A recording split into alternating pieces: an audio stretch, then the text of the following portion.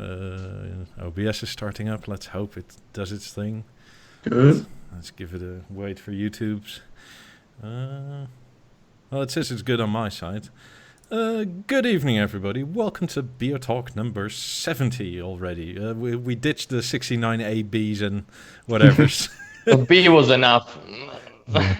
yeah. You don't get an abbreviation, Steve. So in case you haven't noticed, Steve is back. Hey. You have a YouTube channel, as most of us do. Well, except for Willie. Well, I kind of hardly ever use mine, so yeah. Still. Thanks for sticking up for me, Eric. Stuff is on there, so yeah. And you also actually sell cables. You do more than most of us do. Yeah. Well, yeah. Yeah. I don't install them though, so Willie's one ahead of me there. That's right. I put them in the walls. Oh boy. I'll run the intro and we'll be right back. Sweet.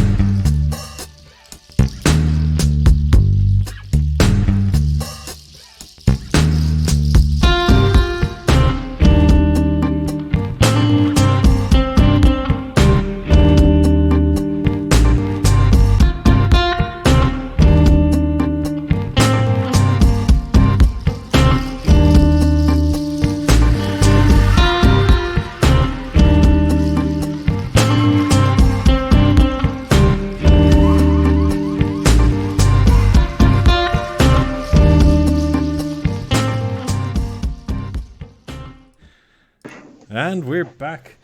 So we have some good B&O news for a change. The BeoSound stage. It actually happened stuff, yeah. News for once. So I guess most of us were up on it before it actually launched. Yeah. Might be, so yeah. Yeah. I heard of it. Yeah. I saw one 6-8 weeks ago, but with all the didn't have the fabric covers, so it was just an empty shell. So I knew it was coming, how big it was, how it would look, but and that was exciting. And I saw the photos back in the spring. Yeah, the ones that nobody was supposed to see. Then half the world saw them accidentally. Oops. Mm. Well, it wouldn't be the first one. No. But I think if that was a deliberate slip by B&O, it was a good one, because this is what they should have done years ago. So, yeah, they need to tell people that this was coming early on. And what better way than an accidental leak? Yes. Yeah. Oopsie poopsie. Yeah. Well, I mean, I think we've been saying this for weeks now, that we don't really understand the marketing and who it's for, because it doesn't affect any of us, really. It's still the products and not the people around it. And the sort of teasers and whatnot, like every major car company does, we all like. Yet B&O is like, nah. Teasers. It would be fun if they did the same thing with the cars, that they had this kind of camouflage tape around it so you can't see the contours. Oh, that's a thought, yeah. Yeah, that's a thought. They can do that with speakers. Yeah. Do like Bose used to do, and just put it in a great big box, and then You put the little acoustic mask. It's tiny. Throw the little coin beaters. Oh god, those things weren't worth the plastic they were encased in. No. Any thoughts? It sounds very good. Have you heard it? Yeah. I mean, it sounds great, really. I mean, it's again kind of B&O magic, because if you look at the raw numbers, you don't think it would do what it does. No. But that's Steven, in your video when you talked about this, it's actually kind of good price for the Bang & Olufsen stuff and amount of speakers and all that. It's a good product, especially for that price. Yeah, it's competing with Sonos and Sennheiser's, what's their product, Ambio. Yeah. It's right in the right sort of playing field, right sort of money. And there are rumours already that it might hit Amazon and be cheaper than the, I think, 1,250 British pounds, about 1,350 euro. So it could come under that price, potentially, depending on where it's available. It'll be probably more once you guys Brexit. Oh, don't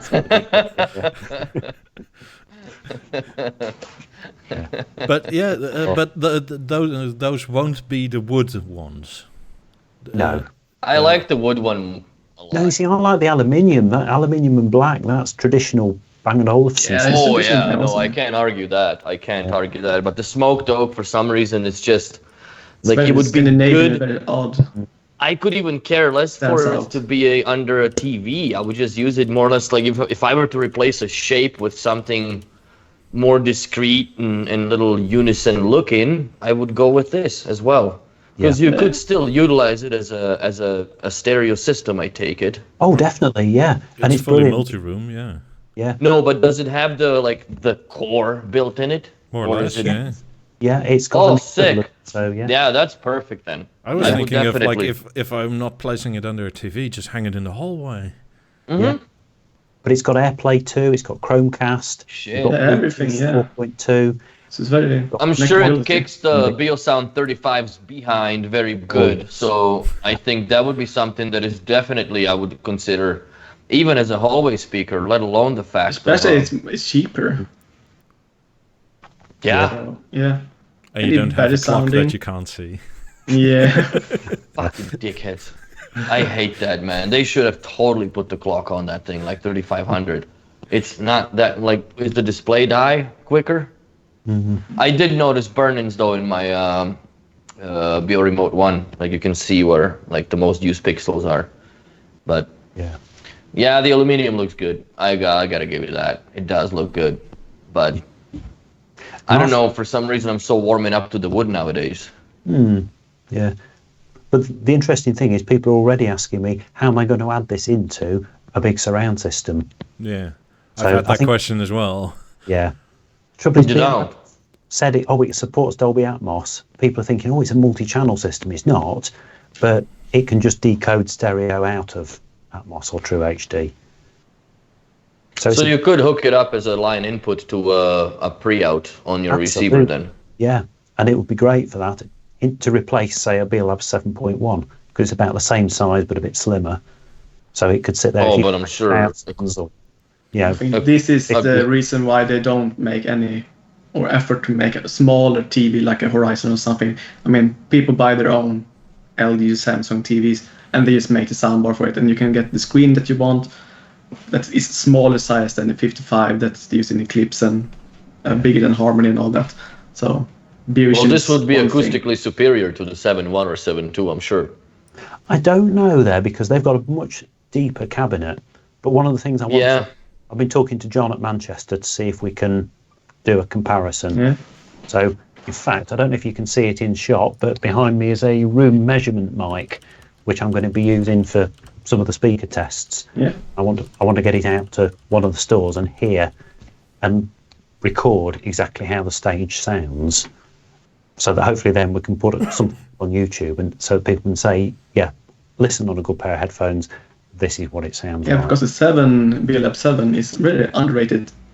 Oh yes. Speaker it's a great speaker. Yeah, you can use it, buy it today, secondhand, use it as a soundbar as it is, and it's fantastic and very deep, good sound.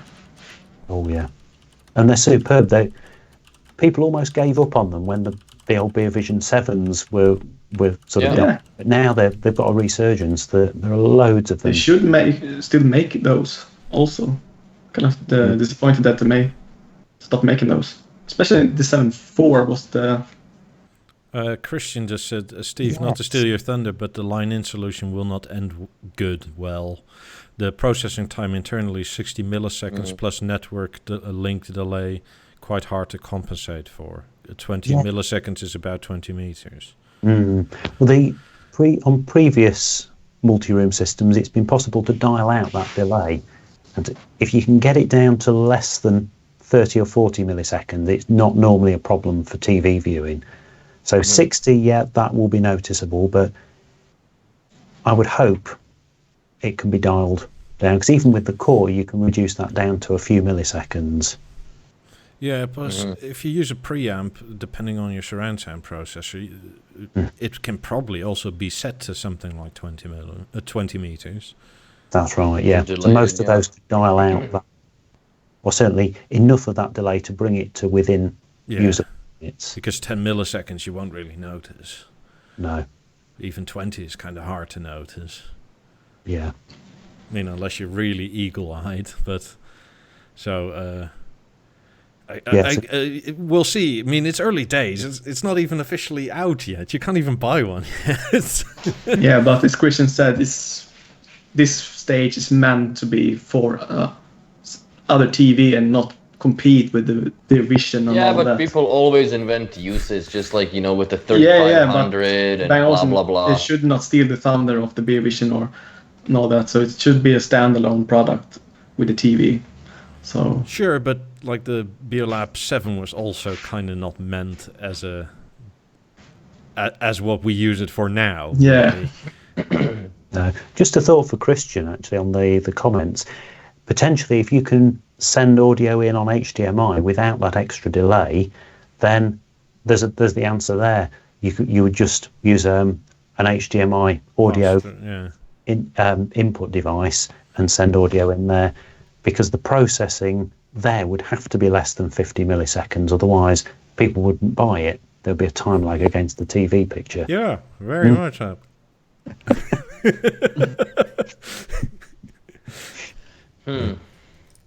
I don't know. Have you guys heard it in both positions, sitting on the desk and then against the wall? No, or just on the wall, against the rather? wall. Because I wondered how, which way do you point those tweeters? Do they point towards the room to project out? Oh, neither. They're 45 degrees. So when it's on, if it's on the wall, they're pointing up and out. Yes. And you actually turn it around to lay it flat, and they so it points up again. Yeah. But they're the center one. That's regular. It's not a real center. I think it's a phantom center with left plus right. Yeah. Just to give a bit of imaging, because it's only really a stereo speaker. Mm-hmm.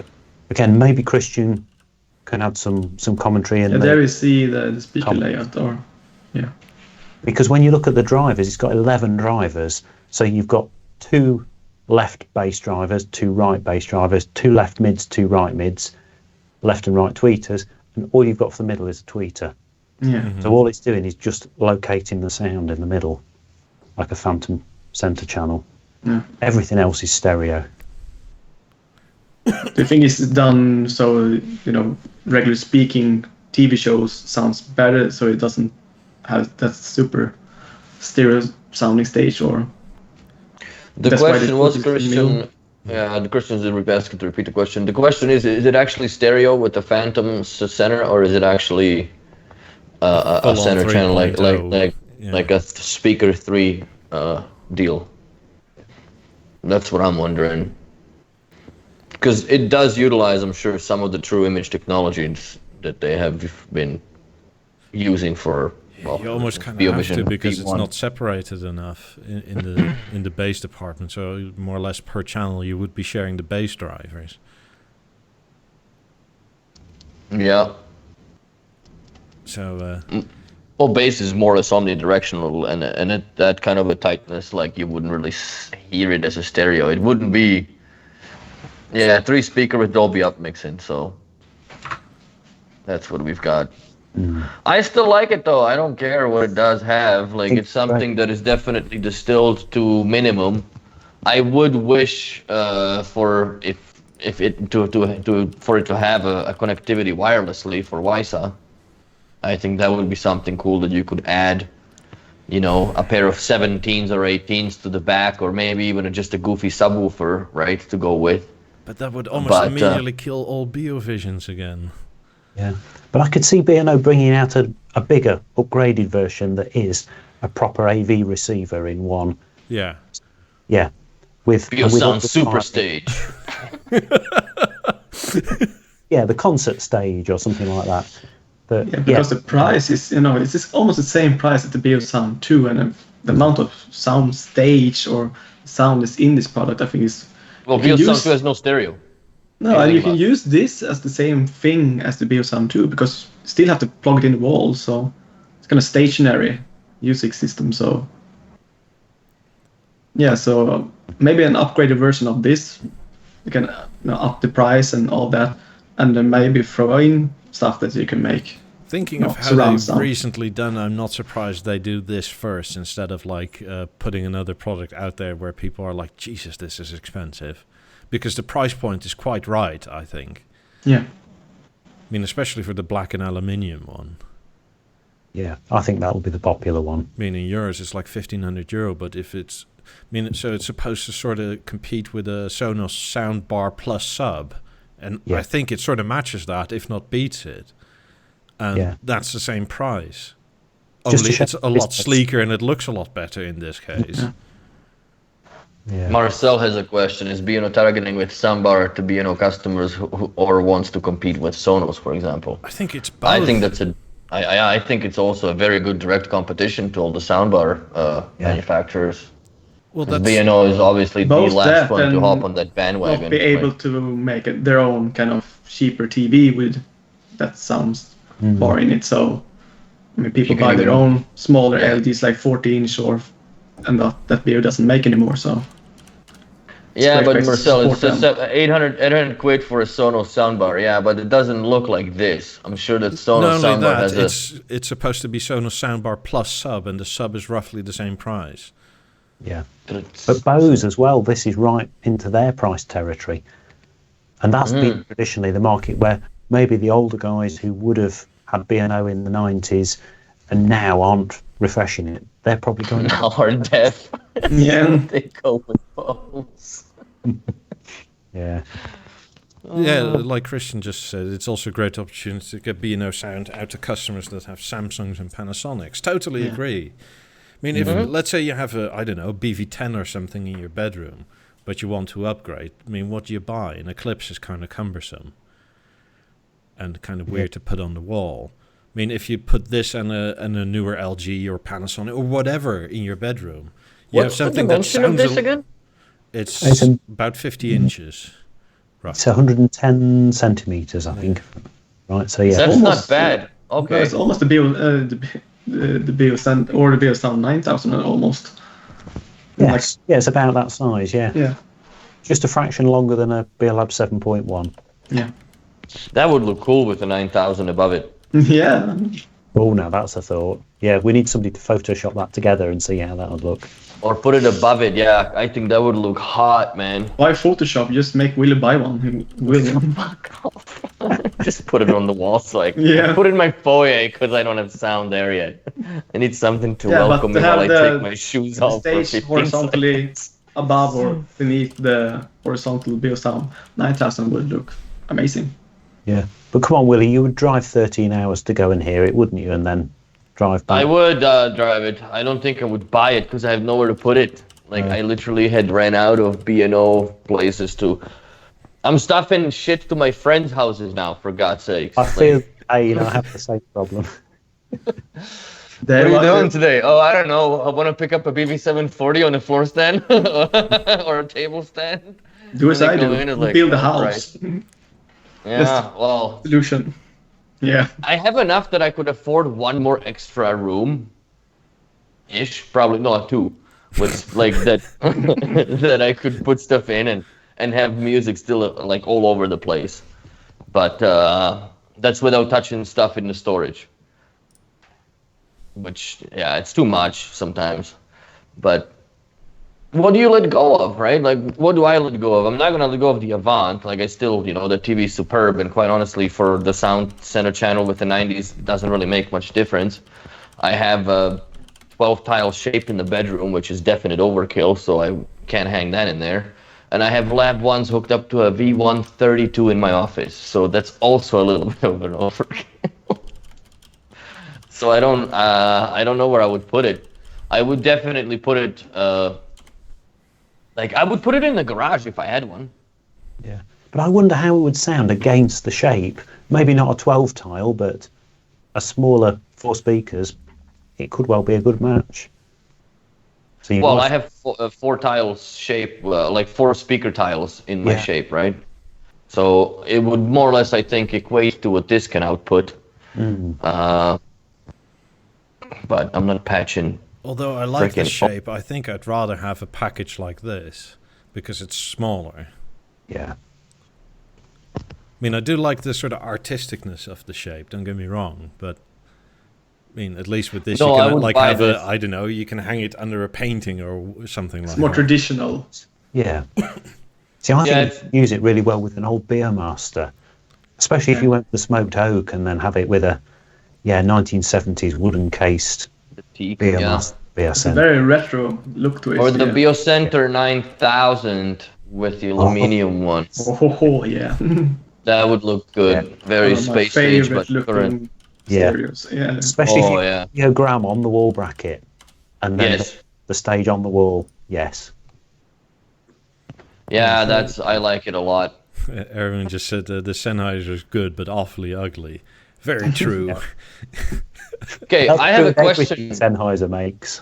I have a question regarding that, which I don't think that most people have thought of yet, but if you have the articulated wall brackets for the panels that you can buy, right, the little scissor ones or whatever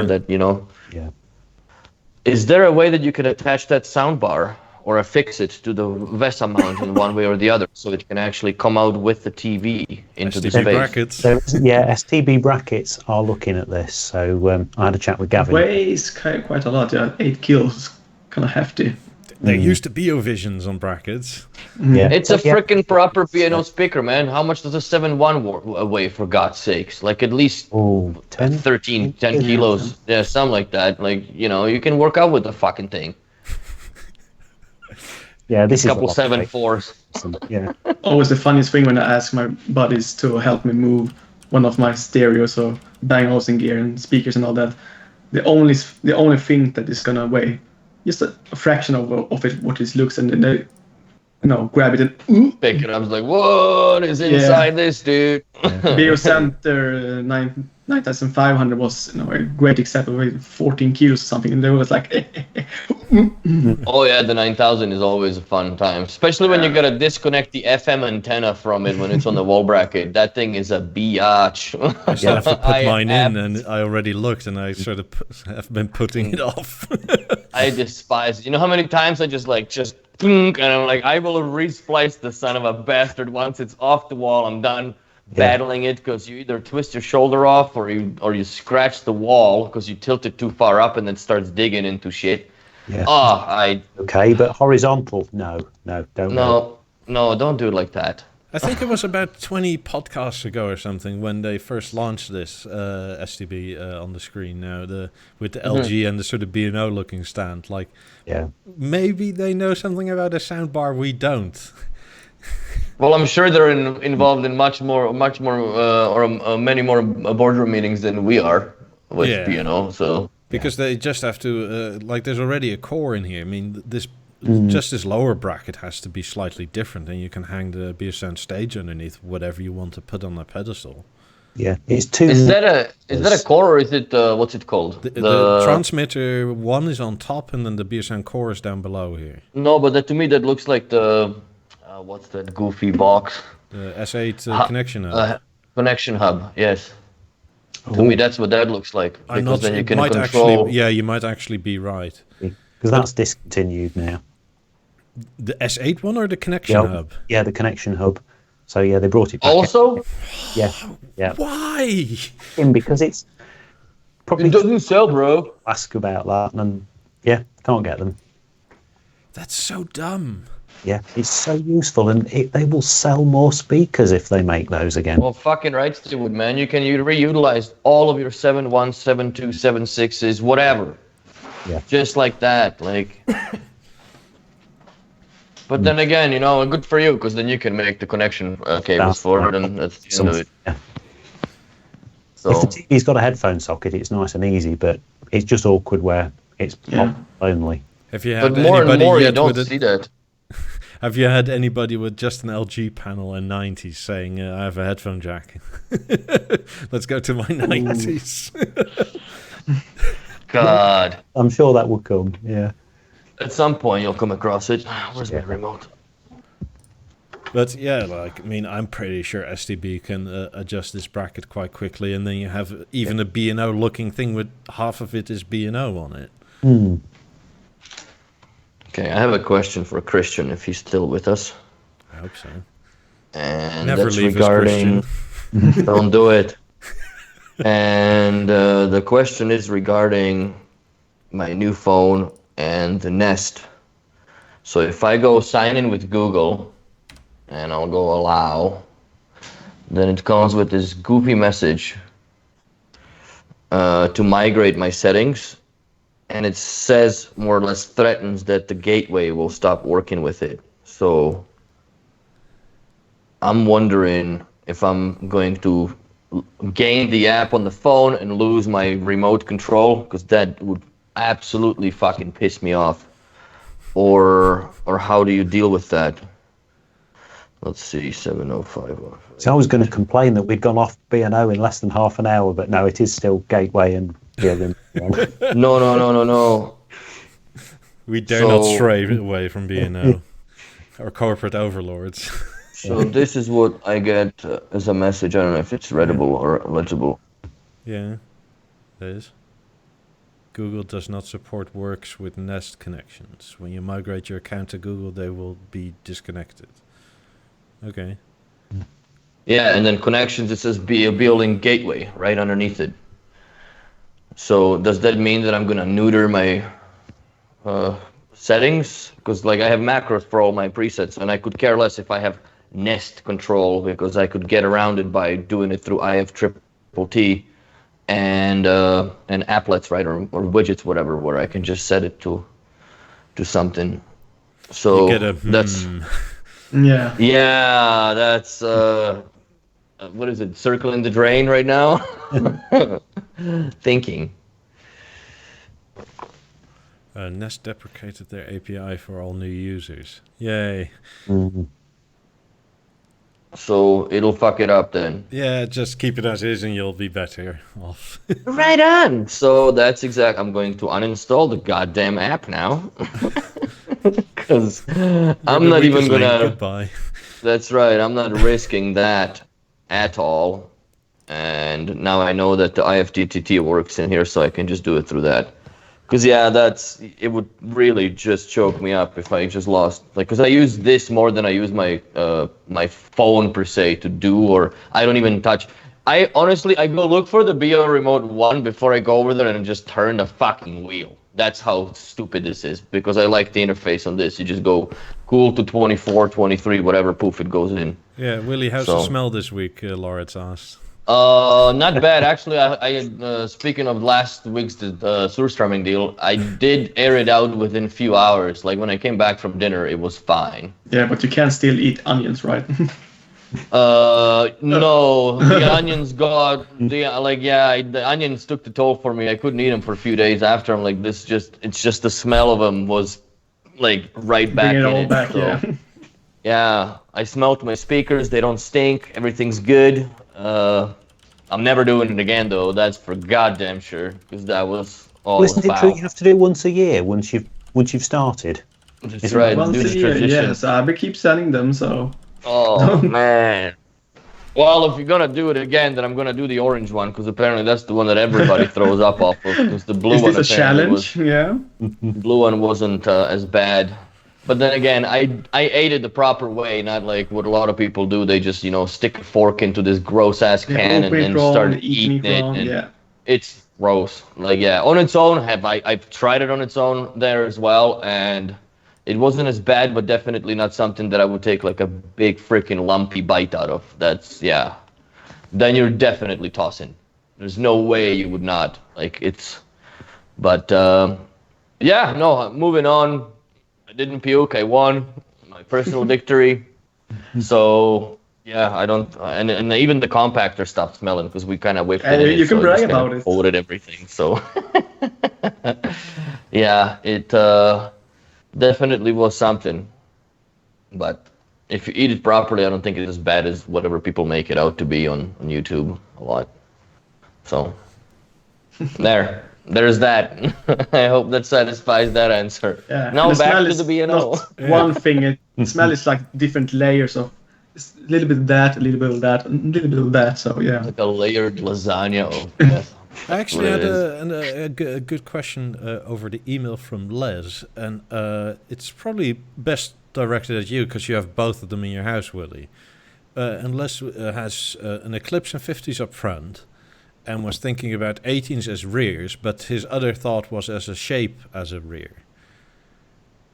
And the question basically was, how do you compare the shape to the 18s, and how much tiles and or speakers do you need to sort of have it reach equilibrium, so to say? That's a good question. Well, if I were to go with, if I had 50s, or if I had, like I have the 90s, and if I were to do shapes, which I had considered at some point, I would do 1 amp per side with 4 speaker tiles in it. Might as well just go to town. Just not have it suffer. And yeah. For a smaller size, I think 2 is enough. 2 speakers. But for fuck that, rear, man. Just for a rear. Sure, but like with 50s up front, don't it get blown out a bit at 2? You can always adjust the levels, but then I'd probably say go for 4. Put 4 speakers on each amp, and you're using the amp fully then. Yeah. And then there's nothing to stop you adding as many as you want round the room. That's right. 0.1 channels. For me, it's the sake of an amp. Like, you know what I'm saying? Why not use all the channels that it has versus, and if you are not doing it and you have an option to wire it that way, then use 1 amp for 2 and 2 tiles on each side with the power link connection at that point. How would you Christian says bass management will move all the bass. Exactly. But even so, like the mid-ranges are so much more powerful, and if you sort of want somewhat equal sound coming from, I mean, I'm just sort of apprehensive that you have to turn the 50s down too much. If you That's what I'm doing. I'm shaving off from the 90s when I have it in surround. The other thing is 18s as an option. Those acoustic lenses are great for music, but I personally don't like them as rears. They spread the sound too much. You want sort of a... For me, they work great. I kind of like them just because of that. Yeah, me too. I agree with Steve, because I did have 17s here before I got to 18s, and I walked around them for a few days like son of a bitch. Like, you guys, you look better than you sound. You know what I mean? It's like a good-looking girl that doesn't have a lot upstairs. That's what that was. Like, it's just beautiful, but don't perform. And the 17s were the other way around.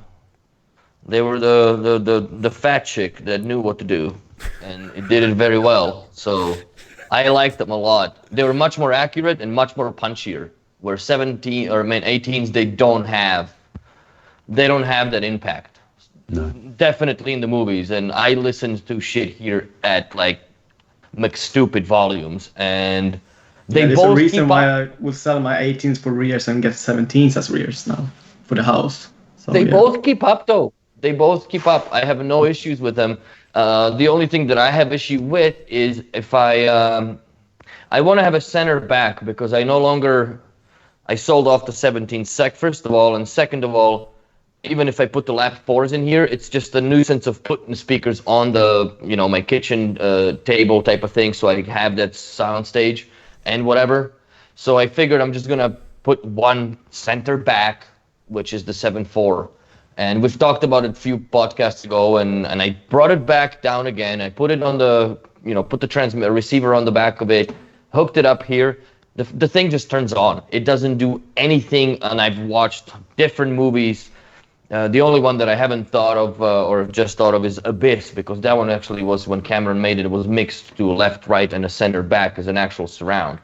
Yeah, but did you wire it so that putting left back and right back channels to the one speaker, because normally it's done with stereo surround back, isn't it, rather than just mono? Yeah.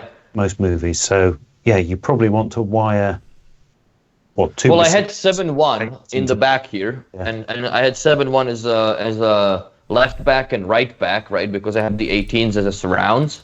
Mm-hmm. So that worked no issues. Like I had sound coming out of it, and it was perfect. Like it was like basically a 7-point, right, surround.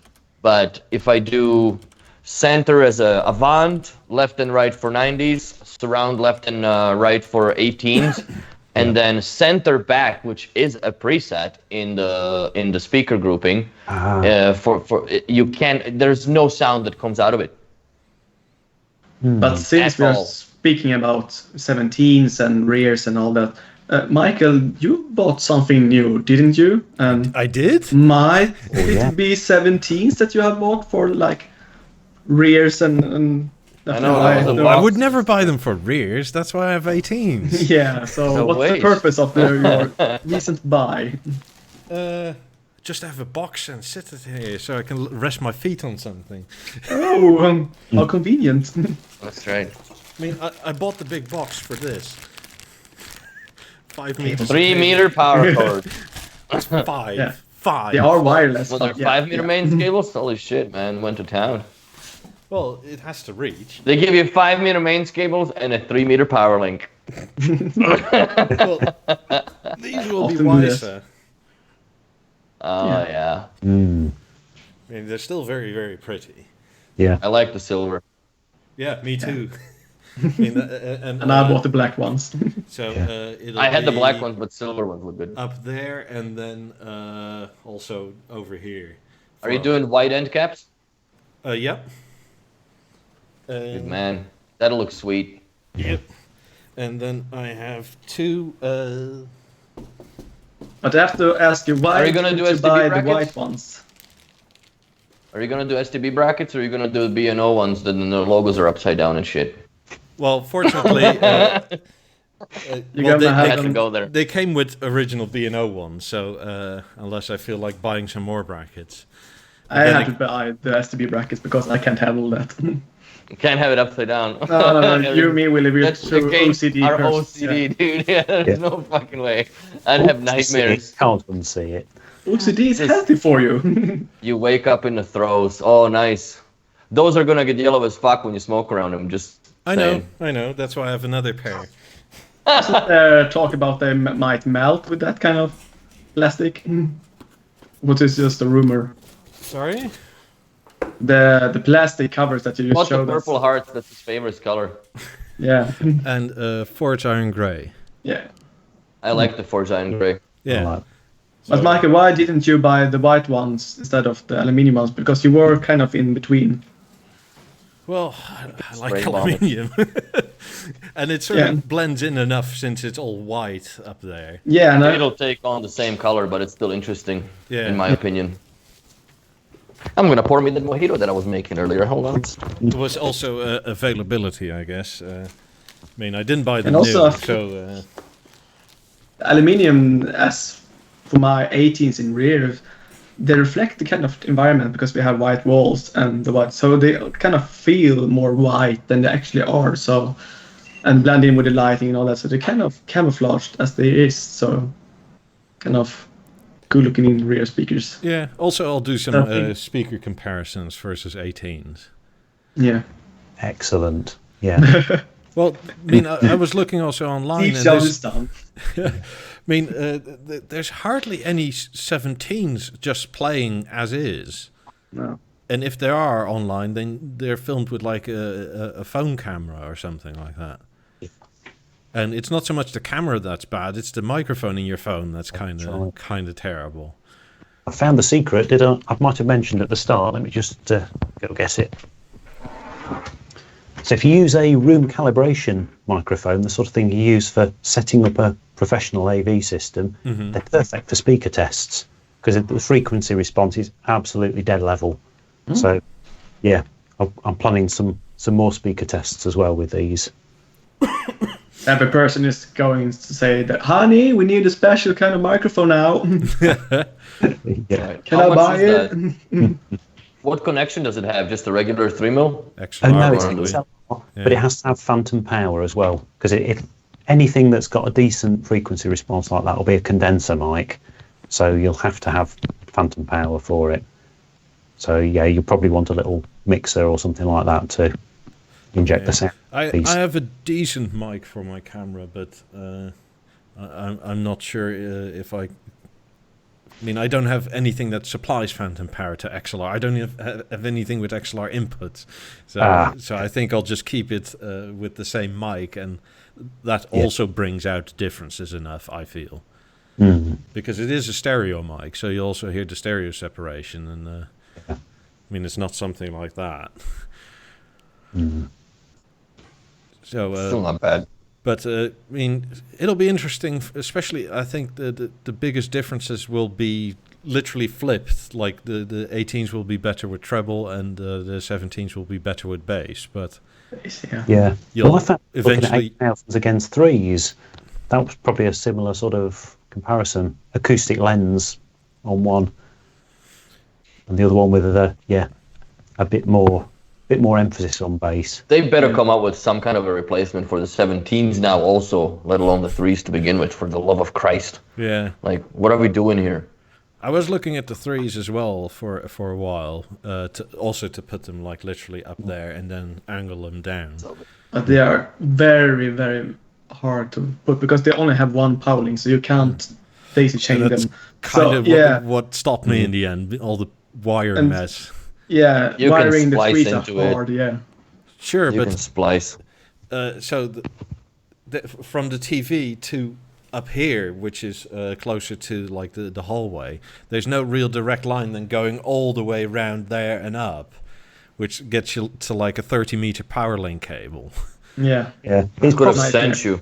Yeah, no. It could have sent you the bulk one. Sure, but I don't feel like hiding the wire for 30 meters and like going like and pressing it down and hiding it. And the Weiser is just like you put in a few screws, plug it in, and that's it. Yeah. I think if they manage to do a nice size for a Beolab 3 replacement and they have them Weiser, it would be perfect because you don't have to make 17s, isn't it? Yeah, but the 17s are kind of big. Yeah. I think they're not that easy to place. Because 17s are twice the size of it, in my opinion, volume-wise. And the 3s are, they're bigger than people might think, but they're very small. Especially when you manage to see the size of the Beolab 4 and 3. Because it's a very small speaker. Yeah. It's funny how far apart those two speakers are from one another. Oh. Yeah. People, when they see them, they think those are the same category. And they see 6,000 and 4,000. I mean, it's a big difference. Yeah. Well, the prices were way apart. Well, I think when they were new, they were something like 2.5-3 times more expensive for the Lab 3s compared to the 4s. Yeah, yes, 4s were about $1,400 here. Yeah. And the 3s were 38. Yeah, but the 3s were still better value for money. Yep. Oh, hell, hands down. Yeah. Well, if it comes down to value for money, I think the 17s beat the 18s as well. Yeah. Oh, yeah, they definitely would. You can almost buy it. Not in the looks. Pairs. The looks department, they still take the cake. But, yeah, but it's hard to put looks into value for money, really. Because looks are subjective, very much so. And then it really is like how much money do you put on looks? But if you go if you look at it in values, like the Nelson bench, which nobody sits on here, I paid $1,800 I paid for this bench, which there is substantially more walnut than there is on the lamellas of the Beolab 18s, yet those are $3,000 in walnut in here. Yeah. So, but you pay for the pretty. I didn't buy them for the acoustics, to be really honest, because I knew for a fact ever since they came out that they will never beat 17s acoustically. But when it comes to the presentation and and the decency of the look, they definitely take the cake. I just bought the 18s because they got a good price on them. It was just spontaneous. My dealer told me they was gonna renovate the store and they have some. Don't backpedal, dude. You like them. Don't backpedal. Yeah, I like them. Don't sell them. That's right. And my girlfriend is crying when it says, but I thought that we're gonna keep them up. No. So, yeah, you should keep them, dude. You can be, fuck, man, in a relationship, you can be right or you can be happy, dude. So just choose wisely. But it's not often that my girlfriend wants to keep a speaker, so yeah. So just take advantage of it. Yes. Take advantage of it, man. Kind of too my perfect. woman was saying, like, dude, you gotta keep these. Oh, yeah, honey, no issues. You know what I mean? Like, no issues. If she was to throw like a fucking mixer out of the kitchen, I'm like, yeah, go right ahead. I'm not gonna. No, we need to keep that. Yeah, Steve, would you object if your wife said, "Steve, please keep the Lab 3s"? I've never had that problem. Never wanted to keep any. The only time I've ever got round this is I wanted to get my Pentas, and she wouldn't have it. So I've borrowed some pink or sort of faded red. Yeah, I heard the story.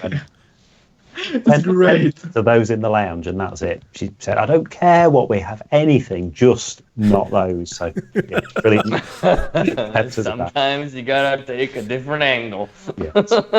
This is the life hacks segment for anybody. BNO life hacks. Yeah. Right. Beolab 1 in burgundy red or something. Yeah, it's hard. Bring a home speaker. Bring home speaker in a shit color, and your wife will let you buy whatever you want afterwards. Yeah. But they still, like the Lab 5s per se. Some women just despise the look of them. Yeah. They look like Daleks from Doctor Who. I never seen the movie, so I feel it's kind of strange with Bang and Olufsen that. Especially for the Beolab 20s when they released them. I mean, the color option for the Beolab 20s was like 10 different kind of color. You had the beige, you had the brown, you had the light gray, you had the dark gray, you had this black. You had almost any color. Now, 5's black. Yeah, but 20s now when you buy them, I mean, 20s now, black or white. Yeah. Only two. That's it. They don't have all those other skirts? They don't have those other color options anymore? No. Interesting. Yeah, and that might be a suggestion to how many people, people buy. They buy. You know what? The only time that I had come across loud colors by B&O equipment was places that were done by a designer, an interior designer. Yeah. They have that testicular fortitude to put it in the fucking place without people like, oh my god, this is crazy, right? Because they paid you for the service, so you've designed it, so then they're okay with it in that way. I'm actually like to see one that bought the clips with the infantry green and has it next to other speakers. Yeah. I mean, Michael was one that bought another kind of color, but you made it white and sent it to me, so and we got it for free, so that's kind of. Let's try another color, but yeah. Well, yeah, but like back in the day, if I rolled in with burgundy Lab 1s, there would be 3 things flying out the balcony: left channel, right channel, and me after them. Like, there is no way that would be cool. Like, when they do their autumn-winter dusky pink Beoplay speakers, why don't they also issue Lab 20, Lab 17 covers to match? Yeah. Maybe not dusky pink, but you know what I mean. Just sort of. This season's colours, why not complement the whole house? Get customers to come into store and buy a whole load. Yeah, my OCD is $1,500 worth of grills. They also do. It's Easter. 18s to make special kind of colors and all that, and they don't have anything to go to match it. So yes. Oh. Yeah. I've inquired about 90s and $1,500. Like, if you buy 90s now, you have to buy them in black, and then the white comes separate, and the white is $7,000. Wow. Yeah, still worth it. What? So they don't so when you buy them black. No, you don't. So you don't buy them white. You buy them in black, and then you get the white stuff as well. Yeah, but then you got those things then in the middle that are black, where the logos are, the points. Like that, I have mine they're aluminum. In the black ones, they're black. Yeah, okay, but that's collection. Am I missing something here? That's terrible. That's terrible. Yeah, a little for the line. Spring, summer. The SS collection. Yeah. Oh, the Beo acronyms. That's a whole department of insult. like it's just... Somebody in Denmark thought, let's get that 1940s brown hip again. Yeah. That's right. And make sure we call each speaker master and a slave. Oh, God. But yeah, I love it. The 90s are nuts now because you don't buy them white. And those inserts you can then have to take out and put the polish ones in. Mm-hmm. Oh, and you know how much of a pain in the ass that would be? Because you got to take the crowns off first. Yeah. I looked at it, and that's, ooh. And then you fucking have the screw marks on your beautiful black screws, because no matter how much, like, there's going to be the one that is too tight that you'll just get a little off, and it's going to be shiny, and you'll never, like, I couldn't live that down. You need one of those plastic torque key things. But I think that I will buy a second set of white grills then, because mine are starting to yellow around the gluing parts. Again, yeah, just like that cover. Where is it I have here? It's. I've seen that in Denmark, and I think that they had that one in that smoke chamber, which I think it's what they put like 100 cigarettes through it in fucking 6 hours or something. Like, I don't know what bar has that going on, well, other than Europe. It's Denmark. Because here there is, the smoke is not good for you in Canada or US anymore. So people get a kick out of it when there's ashtrays in the back doors of the Q7s. I'm like, yeah, everybody they still smokes. put vitamin C in the cigarettes in Germany. That's why you have this shit here. But yeah. Anyways, I'm still gonna buy another set of them. Yeah, well, just so while it lasts. I would go quicker. What the fuck you mean while it lasts? What do you think they're gonna discontinue the 90s? I hope to Christ not.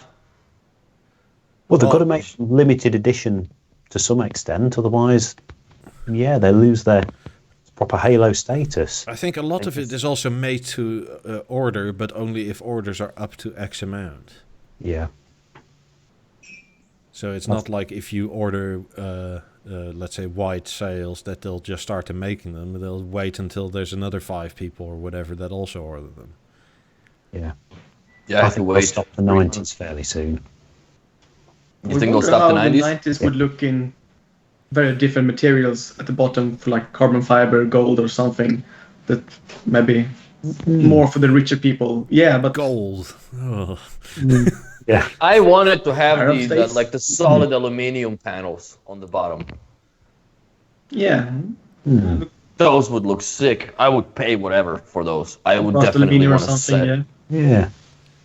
Wait, so you basically want it so you can kick the snow off your boots when you come in from the balcony? That's right.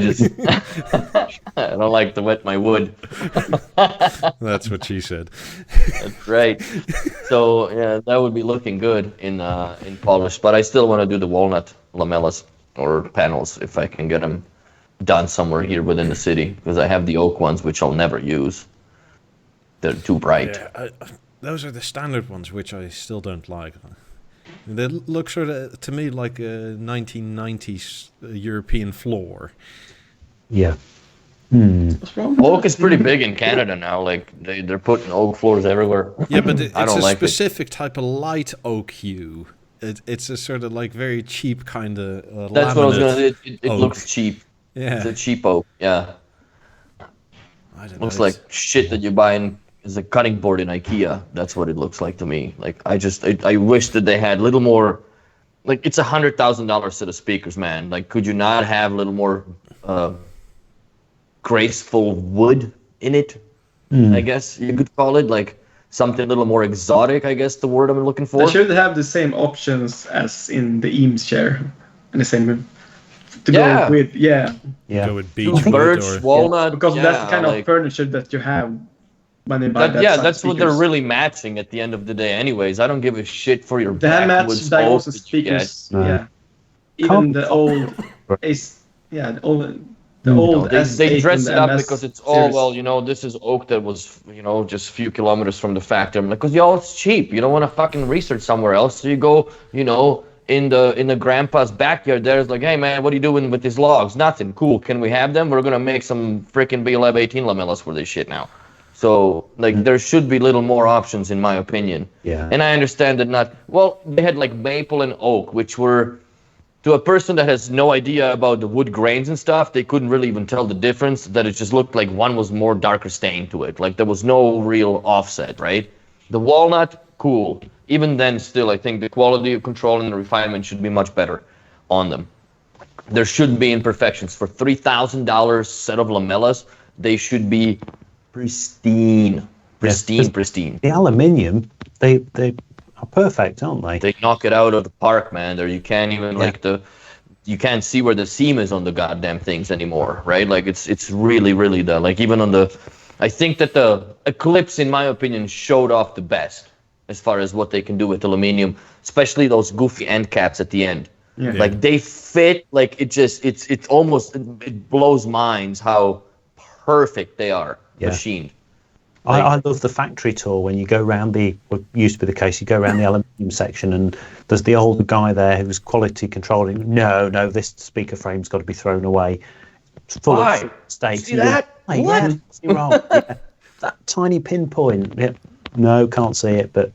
I, to this day, have a remote control chassis from the Beo Remote 1 that I had picked out of the dumpster bin from the rejects, right? Because they just, I can't find anything wrong with it.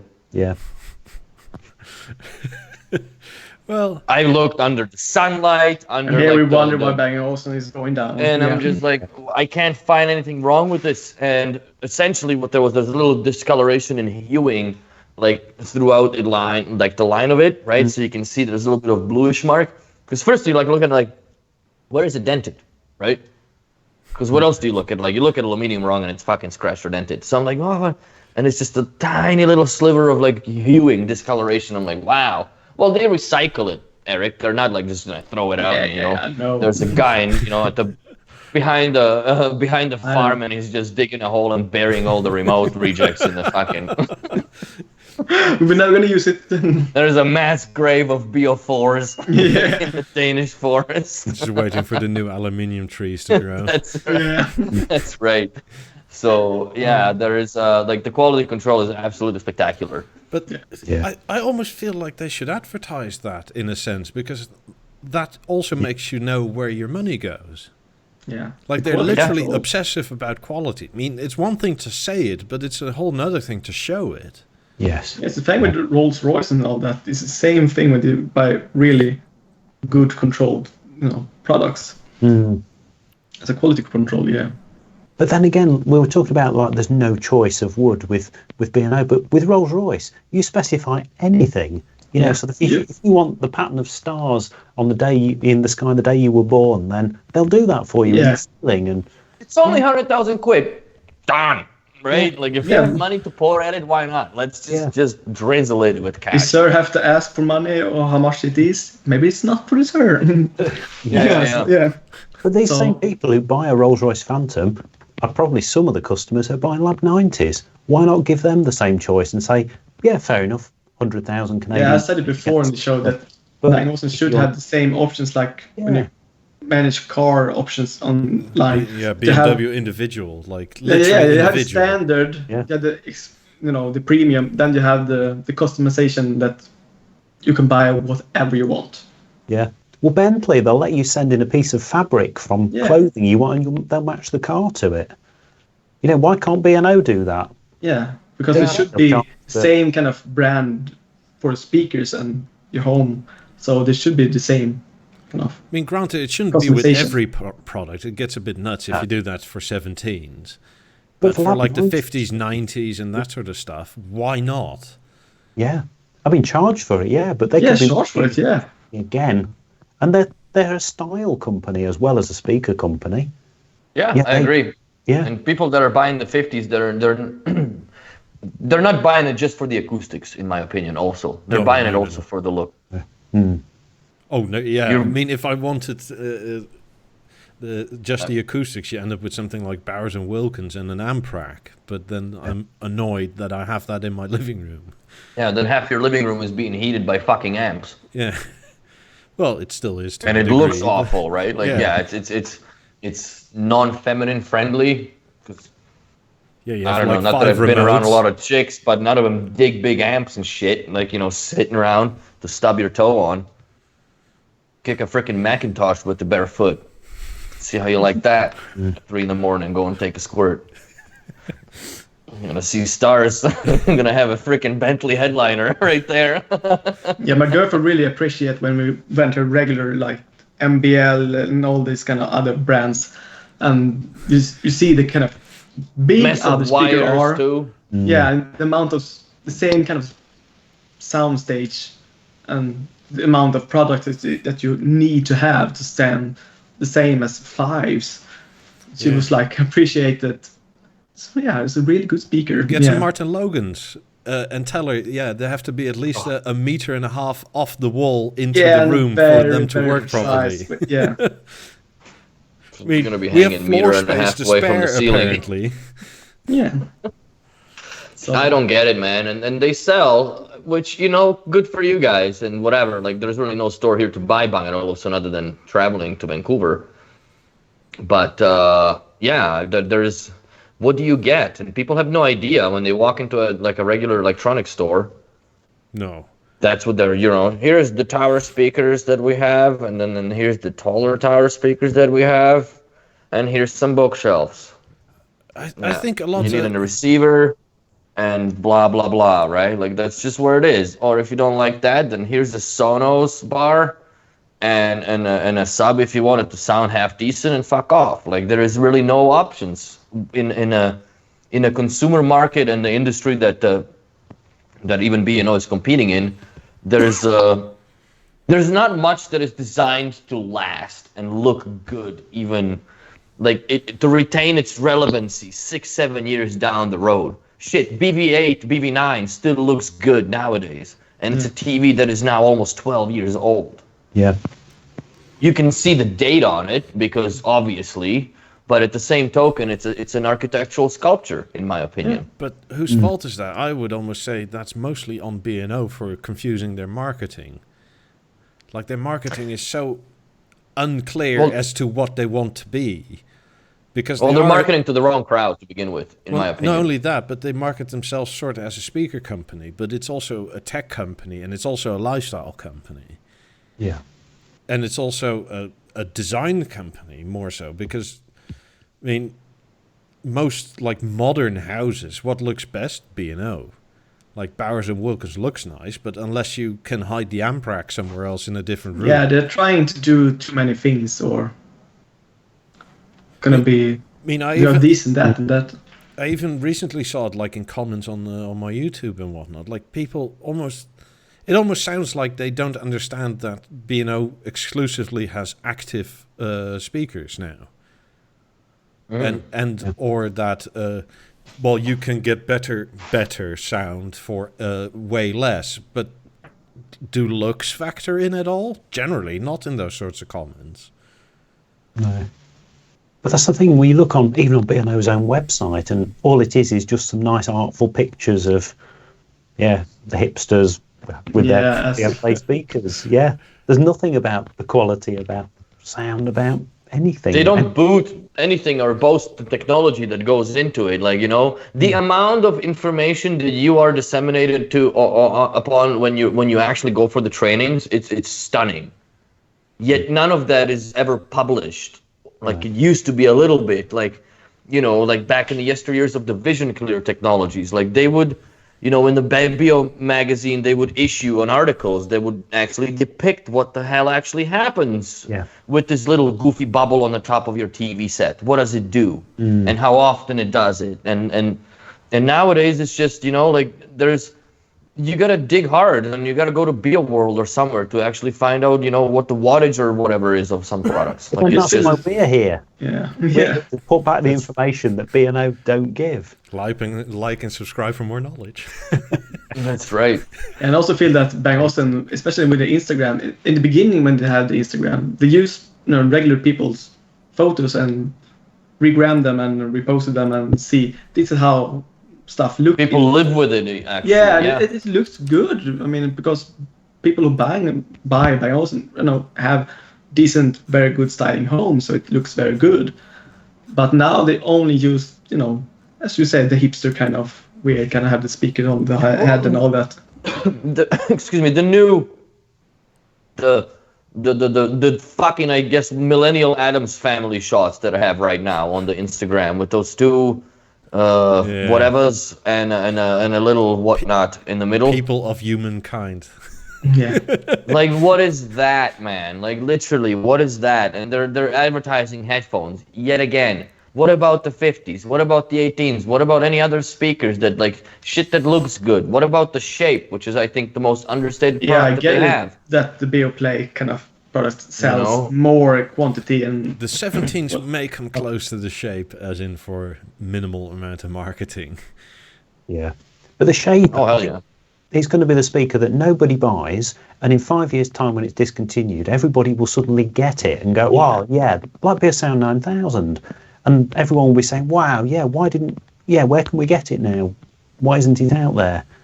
But yeah, they didn't market it. Yeah. Yeah, it's very unfortunate. Never seen the 17s on the Bang & Olufsen page, and especially on the Instagram as a advertising thing. No, I'm looking. When they first came out, they had a couple of them with that goofy office desk with the one speaker on and the one sitting in a corner and the one on the wall and the whatever to show the mounting options, like the stock photos. But yeah, there wasn't much to it. Yeah, they can do the same advertising for the new stage as they can do for the 17s as beginners speakers or the first. I wonder what the marketing budget is actually being spent on. Traveling around because they need to apparently to go to Morocco for the Moroccan colors. Wow. I'm gonna get another drink. I mean, I think it was like somewhere between 3 and 5 people that had to go there and have a vision of the actual color for that one Beoplay line. What was it, 6-9 months ago, something like that? Yeah. I don't know. It seems like a good job to me, though, flying around and envisioning colors. For sure. Yeah, I don't know. It's an odd thing to me. Yeah, I finally found some 17s, and it's the bloody plainest picture ever. Yeah. I mean, but if B&O's marketing team had any sense, for a start, they'd be listening to things like this and going on Beoworld. But for another thing, so Michael, you've got your Lab 50s in the background. Willie, you've got your Lab 90s on view. They should be sending you to different colours of covers and frets and lamellas, and they know then that hundreds of people are watching, and you can actually see it. It'll be talked about. Oh yeah. Why don't they do? Why does it never occur to them? I think I've already said it several times. I don't even want it for free. I'll pay for it if I like it. Yeah. I mean, if I keep it, I keep it for. I'll pay. Yeah. I mean, I have no issues. No. I mean, here, this is the Instagram picture of the 17s. It's like they look all right, but like, okay, you get no sense of scale. Yeah. You have no idea what you're even looking at if you're not knowing. I mean, the best thing to advertise nowadays is to have influencers and YouTubers to do the kind of commercial thing for them, and that's should be the easiest and the most cheapest way to get your message out there. Yeah. Effectively, we are marketing for them. I mean, Michael, you did a video on the stage, didn't you, the other day? And I've done mine. I mean, 2,500 people have watched that in 4 days. I mean, there's interest out there. Why aren't they? Why aren't they getting involved? Yeah, let us help you. Yeah. I mean, as if we're asking for anything for free. We're happy to pay our way to do it for the love of the brand. Yeah, and you got to borrow the Beolab freeze for the sound affair. But again, that was third party. Sound affair. Yeah. Yeah, not from B&O. No, not from B&O, but he's a good guy, and he said, yeah, let me send you some speakers. He's a great guy. Yeah. Yes. I mean, that was what I was going to say. How hidden B&O is almost is that if you didn't know, nobody would notice the speakers behind you. Mm. I mean, no. they don't look like speakers. A lot of what B&O has ever made doesn't look like speakers, what you think of when you look at speakers. Yeah. And again, it's self-contained again. It's 2 wires and that's it. Soon people will say, why does Steve have the Harmony speaker covers in the rear? But yeah. That's exactly what they look like nowadays. It's funny. He's gonna get it. Yeah. Eric's thinking of selling the Eclipse. I'm gonna get it, yeah, for sure. But their stuff is timeless. I mean, 10 years from now, we could be looking at this with Lab 50s and Lab 90s, and they still look as if they could have been released today. Mm-hmm. And yeah, probably still the 3000s behind me. They'll still, they don't look any older than they did in the 90s. Yeah, well, the 50s will be something 50 years from now. Yeah, it's very surprised people when you have the 9000 stereo with 8000 speakers, and you tell them it's speakers was released in 92 and the stereo is 96. I mean, 96 for that kind of futuristic. I mean, it's blow people away. Yeah. Yeah. But I think, there were cheap versions of the 9000 came out briefly, I think in the early 2000s. Other companies, I think Ministry of Sound made a copy in the UK. I think Philips made one too with the 5. Yeah. But the people will do that with the Shape in a few years. B&O will discontinue it because they never told anyone they were making it. They won't sell many. And then 10 years from now, people will start to see it. Yeah. Would be a shame. Yeah. To be honest, I think there should be one in every Lamborghini showroom. They're doing a big thing with the hexagon styling on all the cars. Yeah. Why don't they? Yeah. Do it in their colors. Make it, whatever. I forgot about this thing, but good God, that Ministry of Sound thing looks awful. Yes. Horrendous. So, yeah. It almost looks like somebody saw it and had a kid draw it out. Mm. It's not great. Oh yeah, the Chubby Lab ones, the Chubby 6000s. Yeah. I mean, you can definitely see where they got the inspiration from, but yeah. 9000 with the Beolab 1 speakers, and all of them chopped off. Yeah. So just imagine what some other cheap firm's going to do to the BeoSound Shape after B&O give up on it. I mean, don't get me wrong, I think it's fantastic. It's going to be the BeoSound 9000 of this decade, but it's just, they used to market the 9000. People knew it was there, knew what it was. The Shape, they're not telling anybody. Oh. And it's ahead of its time. I wonder how sales are going, because I mean, as they said from the start, it was kind of meant for hotels and that sort of stuff. I wonder what the Edge is selling right now, because it's almost already forgotten. Mm. Yeah, the only place that I've seen Edge that looked really good was one of the Instagram posts in the Aston Martin dealership when they took a picture of it and Skinny Play the cover, but it looked like a freaking rim.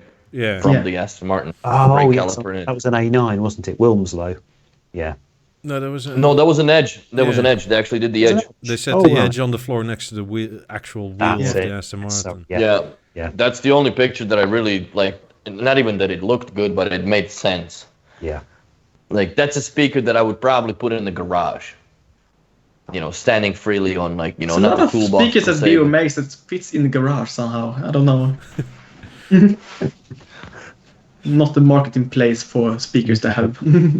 Yeah, but you know what though? There's a lot of guys that have nice garages and they hang out in it, right? Like if you think about it. But I'm not talking. I don't think that Bang and Olufsen cigar think room, that this, something like that. This speaker is gonna be for the garage. I mean, they yeah, have but you're not parking your them. fucking Vauxhall in there. Like I'm talking. This is it's a man cave. Like there's Vaults here and Stash, which are the two companies more or less that they built like off-site garage places for people where they park their high-end cars. Mm-hmm. They have mezzanines, like the full-on, like you can do whatever you want with it, and yeah, like that's where the speakers go, and it goes well with anybody of your few $1 million that worth guy, of cars in Shmee, it. the Shmee 150 guy.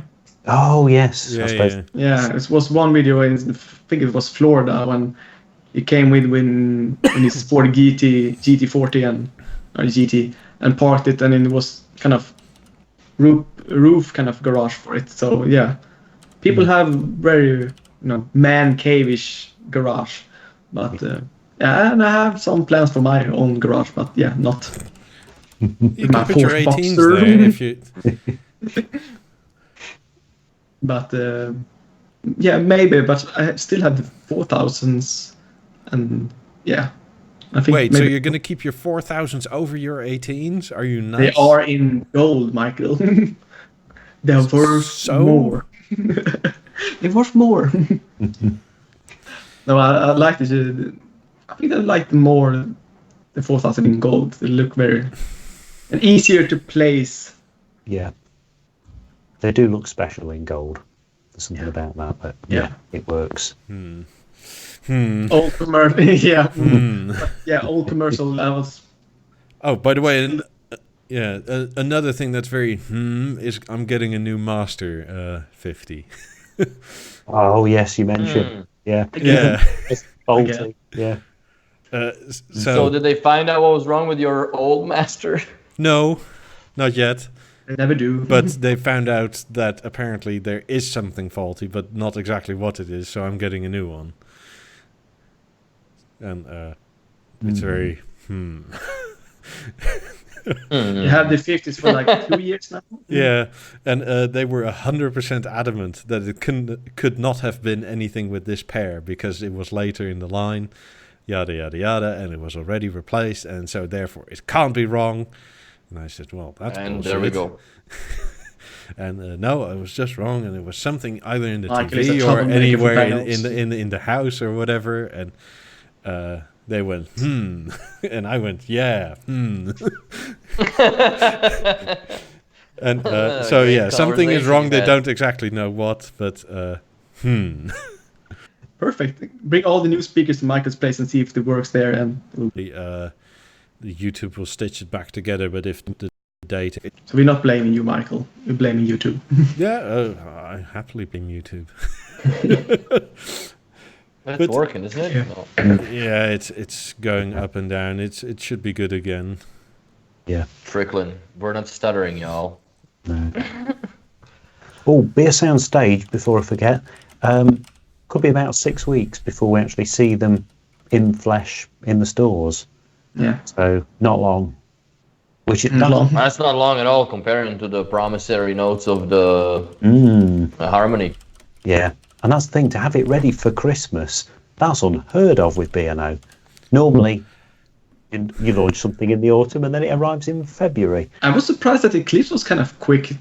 When they released it, it was like 2 weeks, but you didn't get the right cover for it. That took like a half a year. I think you guys get somewhat screwed in the UK, because my dealer is supposed to have one in about 3.5 weeks from now.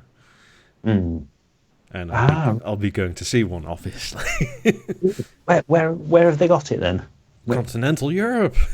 In about 3.5 weeks, it'll be there. You have one in Utrecht, or? Yeah. Well, not right now, but... no, but in 3 weeks, yeah. Yeah. I mean, he said on his calendar it was something like mid-October. Right. Because I'd heard end of October. That was sort of the key UK stores were getting it, but... Yeah. It'll be sooner. Kind of the same release date as the Harmony. Well, it was the same with the 50s. Like, Continental Europe was quicker than the UK, and I think it's probably a border thing, maybe something to that effect. Maybe it's taxes or whatever. Yeah. Maybe I need to go to Germany after all. Honey! Buy the tickets! Yeah. Yes. So, I don't know. It's... I'll have a look, obviously, but I mean, I wonder if in-store actually means available for sale, in the sense of like, can I pay now and take one in-store for you to look at? Yeah, in-store to look at end of October. Yeah, customer orders December. Yeah, so it's a 3 to 4 weeks to see it. So you can't even 4 weeks more order one you get when it. you come in to look at it. That's dumb. They'll probably be able to anyways. And I kind of hate when big brands do this, when they really need to push out the new products. So they just show it. Here is what we're selling right now, and people are like, yeah, I want. Here's what you could have for Christmas, but you won't. Yeah, and that's. And we know you won't, because we ain't gonna bring that shit out till March. because Christmas is always in March with B&O. I remember when we had to give out freaking chocolate bars in the shape of a BeoSound 8 because they were not available for Christmas. People dropped money down, and yeah, it was a good chocolate. It was a good chocolate. A lot of it too, fuck. But yeah, that didn't bring the music in the house on the Christmas time. And yeah, people got it in like, some came in like mid-February too. Which, come on, guys. Well, come you on. guys, especially in North America, always are like 3 months behind. Oh, with everything. Yeah. Mostly, yeah. So if it launches... Other than a recession, I guess. I mean, if I can buy something here when it's new, it's like 3 more months before you even can order it over there. Yeah. Yeah. Yeah, it's not fun, but then again, Canada even worse because then first it gets to US and then we get it. And we get it for like 10-15% more because of the tax and stuff that comes on top of it. So, a lot of laughs, and everything's more expensive here, obviously. Yeah, it's silly prices over there. But then again, I think that B&O is quite quietly pushing away North American market completely. Well, there are some new dealers opening, aren't there? There was one. Well, they opened one in Vancouver.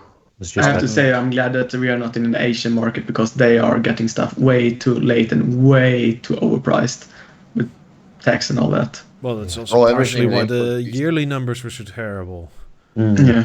Because people in Indonesia and Korea, feel sorry for them. Yeah. I think in Vietnam, there's like one dealer for the entire country in Bangkok. And even they had... Vietnam or? Vietnam? Thailanders. Hanoi or something. Sorry. Yeah. But anyway, they even when it was available, if you ordered something, it would take like 3 months for it to arrive. Yeah. Mm. So imagine, like, I want an Eclipse. It's February. Yeah, no have it prices for June, the July somewhere. Yeah. We can install it in August. What? I ask people that have Bang & Olufsen stuff in Korea, why don't you have the Eclipse and the TVs? And they're like, man, it's double the price in what it is in Europe. And for an LG TV, that is, it's just way too much. So, yeah. But then often they get the Far Eastern TVs much cheaper anyway. We're paying tax on those than those guys don't see. So it's just the case then they're paying to have it imported in from Europe, pay all the tax. So it's just way too crazy for them, Yeah. So maybe the Soundbar is a great deal for them, I don't know. I hope so. I mean, if it's cheap-ish here, then it might be a better sell there. Yeah. Mm-hmm. I was seriously thinking of, for a while now, like, should I get a BV11 or whatever in the bedroom or just an LG screen with the soundbar? Mm. And now you have your answer now, I think. Yeah. And for most people with the same, what they're thinking about getting a second hand or... Yeah, perfect. So how do you control the volume of the thing? It's plugged in via HDMI or is it optical output to the soundbar? If you connect it on HDMI ARC, then it feeds back to the TV and the TV remote controls the volume of the speaker. Mm-hmm. Does it have optical input? I don't know, to be honest. I doubt it. I think they're hedging everything on HDMI ARC. Yeah. There's an analog in, but as Christian's mentioned, that could be laggy potentially. So don't worry, Christian. That'll be the first thing I'll be looking at when we do get that in store. So we'll find out. Yeah, I'd be interested in that too. Yeah. I mean, for music use, it'd be perfect. You can put a BeoMaster or a turntable into it. Yeah, I think people will not see the full potential of people will almost buy it, yes, soundbar, but just a stereo kind of speaker. I mean, instead of the BeoSound 2, get the stage because it's much more potential, especially when you have it placement and if you have it for, other kind of BeoCord or other kind of old products. It's going to be great. Yeah, and it's got more traditional B&O styling than BeoSound 2. So, definitely gets my vote. Yeah. Does it come in a Quadrat fabric or is it just a... Kwadraat. Quadrat. Fucking hell. Nice. I'm glad that it does. No optical output or input, sorry. No. So it is just HDMI out. And then the version I saw early on had twin phonos for analog. Somebody suggested to me on YouTube it could be 3.5mm input like the core, which again, if it's a core inside or modified, it might be a combined optical and 3.5mm. Yeah, so they tend to do that. Yeah. Either way, Christian saying there's no optical input in it. There's no. Okay, thanks, Christian. I'm not surprised for that. So I think the HMI. Yeah. So Christian, is it 3.5mm then, or twin phonos, please? Or both. Or both. I guess it's one. Yeah. I don't think it's both. No. I think it's gonna be standard RCAs, because if they did the phono, the 3mm jack, then you could actually segue the optical input on it too. Like in the yesteryears. Christian dropped his pizza on a freaking keyboard probably, so he's scooping up the olives. The bronze and wood comes with kwadraat. And all covers can be bought separately. Oh, nice. So you can mix and match and not have to buy the whole bloody set. Yeah. But that's good, because the better fabric, that goes some way towards justifying the extra price. Yeah. Because it's a lot of money extra. I mean, it's what, 650 British pounds, isn't it, to go for the wood? I think almost that price disparity is kind of bad, almost. If it's just the wood versus the aluminium, and that almost makes it double. Like, ooh. Yeah, but I would have the aluminium with the quadrats. Which one? There's two. There's one for the I think the quadrat bronze goes one, good with the wood. The regular aluminium, man. Silvery one. Yeah. I'd go with aluminium and black fabric. That's traditional. Not your punk ass quadrat in there. You put that with the wood grills. Yeah, I love the texture. Yeah, the quadrat fabric is nice. I wish that the Beolab 20s and all those kind of speakers had the quadrat, because it would look. They would look like they were wearing a sweater then, dude. Cold, perfect. It's gonna be cold here, so it's the perfect. Icelandic edition, right? Yeah. You got the sweater grills. Yeah. These are from the cashmere wool It would have grills. more texture to it, because 20s is just very plain. Yeah. Or give them little penguin wings on the 20. Just cut them out of the paper and put them on. I'm doing it at my client's house when he's not looking. Make him out of black Post-its. But did we get an answer for the phono or 3mm jack? Or No, I told you. Christian dropped the pizza on his keyboard. He's scooping up the olives from it. Yeah, it's going from the brochure right now. And the marinara sauce. I'm trying to look it up, because it was somewhere on the forum, I think, that I saw. Somebody took a picture of the backside, and Right. Yeah. See, the early one I saw had phonos, but I suspect it's changed. Yeah, the pre-production models are a different story from. Yeah. You can still see the solder points. I wouldn't be surprised with the pre-production ones. No. Well, they all start with the wood cabinet from MDF. I think is the one cabinet maker that does all of their speaker cabinets. Yeah. And then they roll that piece of shit into a design department and say, "Make it pretty, do it now." So go with the question again. All right. Okay, Christian. Is it 3.5mm, like a headphone jack, please, or is it twin phono kinch sockets? Red and white. There's only jack in. Jack. Headphone jack. Probably. Yeah. I mean, I looked at the back when I saw that picture, and it's like that big. It's not very. There's not a lot of space for a bunch of cables. Baby hands. One thing I'm Awesome. somewhat apprehensive about is if they sort of want you to make a channel in your wall or whatever, because it almost seemed like there wasn't any place to pinch your wires through. But that's a job for people like Willie or something. Not for arts. Hey, let him figure it out, eh? Yeah. But not at this price point. Thanks, Christian. Appreciate that. No RCA. Mm-hmm. Yeah, but not surprising. I mean, they're going with mostly the HDMI. I already quite like it that you can, I don't know, let's say have a record player or whatever attach to it and your TV and just switch sources. You gotta grow a beard for record player, dude. You can't but like roll that whatever shit out. else. Let's say it's a CD player and you feel like playing it through this, or it's a streamer or of some other kind. I don't know, whatever. Does it have an SPDIF input? I doubt it. Yeah, no, not as far as I know. It's just HDMI. Just HDMI, which makes sense because SPDIF or / optical is less bitrate quality than the HDMI can carry. But then would you hear the difference on a speaker of that caliber? I don't think so. No. I don't think, like you couldn't consider this an audiophile grade soundbar, even though I guess I don't even think that anything like this even exists. Oh, I misunderstood, Christian. Yeah, so there is a small slot for your cables. They gotta have a pass-through, man, at least something.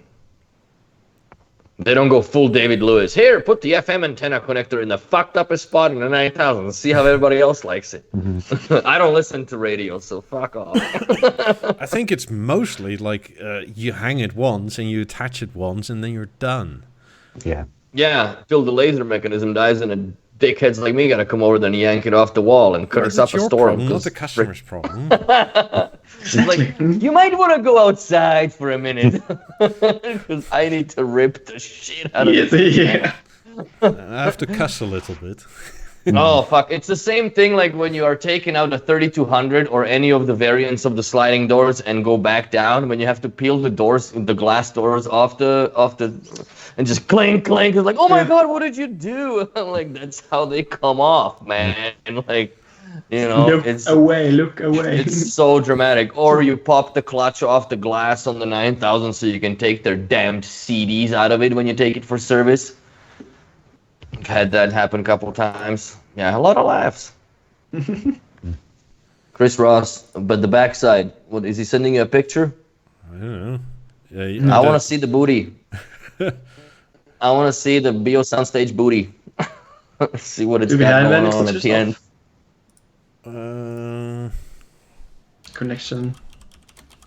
The connections. This calls for a top-up. That's what it is. I have to look at... I had all the pictures ready except for the one that obviously shows that. And I don't know where I saw it, and I don't know where I saw it last, so...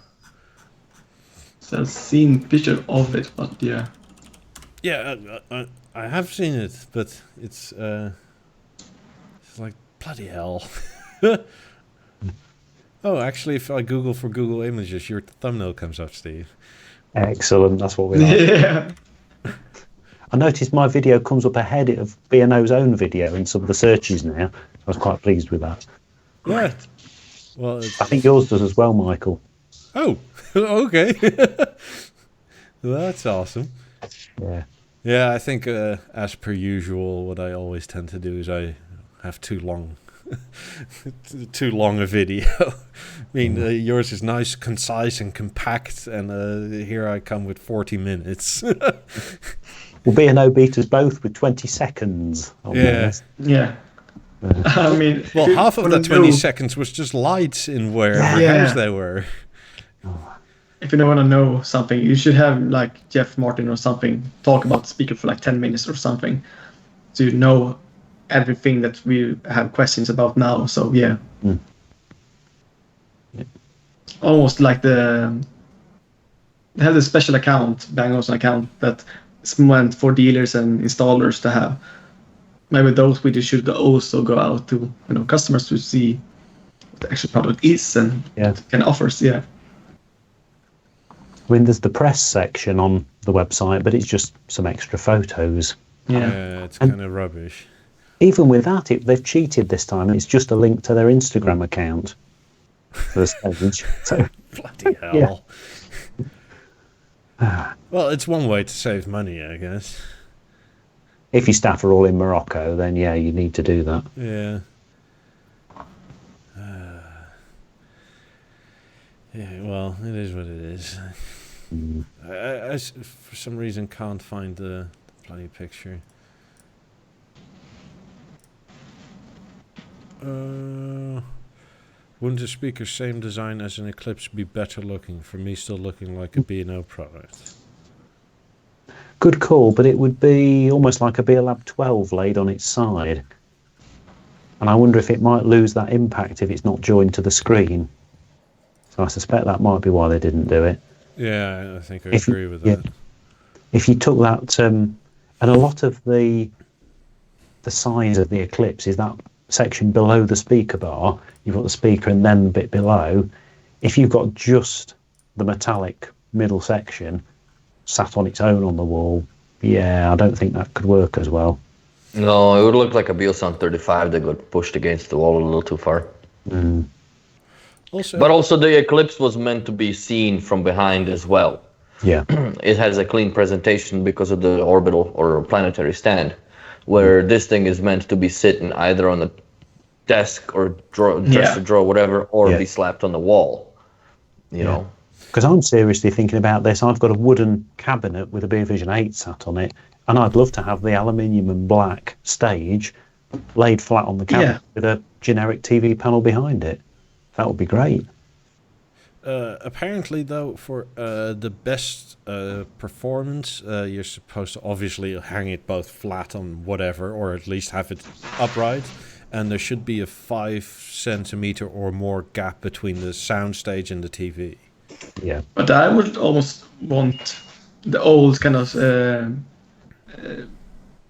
mounting for the BeoVision. I know the BeoSound 9000, where you can have it completely flat, a little bit tilt, and even that position to have it more like a kind of soundbar or stereo.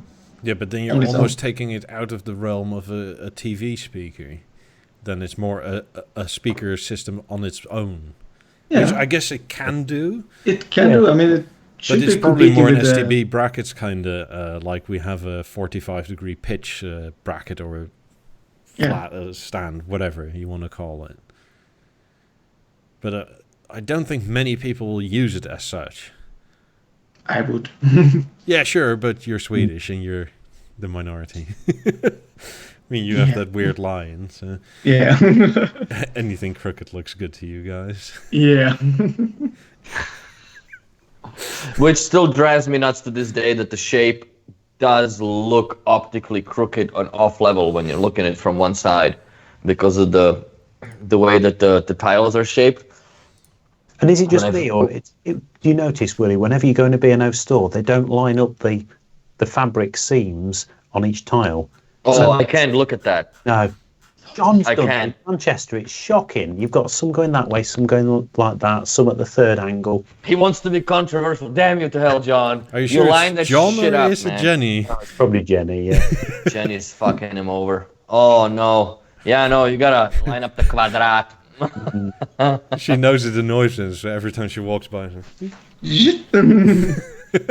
Oh, that'd be more than enough for backroom beating over here, dude. Like, like you don't do this anymore. I just like super glue it to the grommets. Yeah, fucking have fun pulling on that now. But no, I do. Yeah, that's one of those things. However, I have 2 boxes of those shape tiles that were put on wrong. Like they are actually, no matter which way you spin them, the pattern goes a shitty way. Yes. So probably that was a new guy at the Quadrat factory. So, what do you mean I just hung it too high? I didn't hang it too high, man, or hang it too high. I hung it just right. I hung it at my ear level when I'm standing at that thing, but regardless of the fact, it was when I looked at it once it was finished and I put the girls on, I'm like, oh fuck, like, did I really, like, is it that off? I took the laser level back out and I put it on the, you know, the crest lines of all the tiles. It's perfectly fucking flat. Like, it is perfect.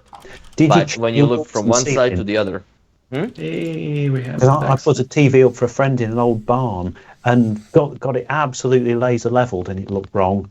And then I suddenly thought his ceiling's off, and then the floor was slightly off the other way.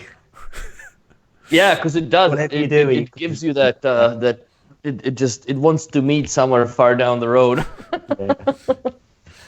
Yeah, it plays a lot of tricks on your mind, with your eyes, I guess. But what I find that it does sound better off center than on center, because the tiles and all the tweeters are pointing towards one direction. Yeah. So the sweet spot, in my acoustic opinion, is shifted slightly a little bit to the right if you're standing in front of the speaker. Yeah. But other than that, what's that? The back end of it? Yeah, there's another picture. Just.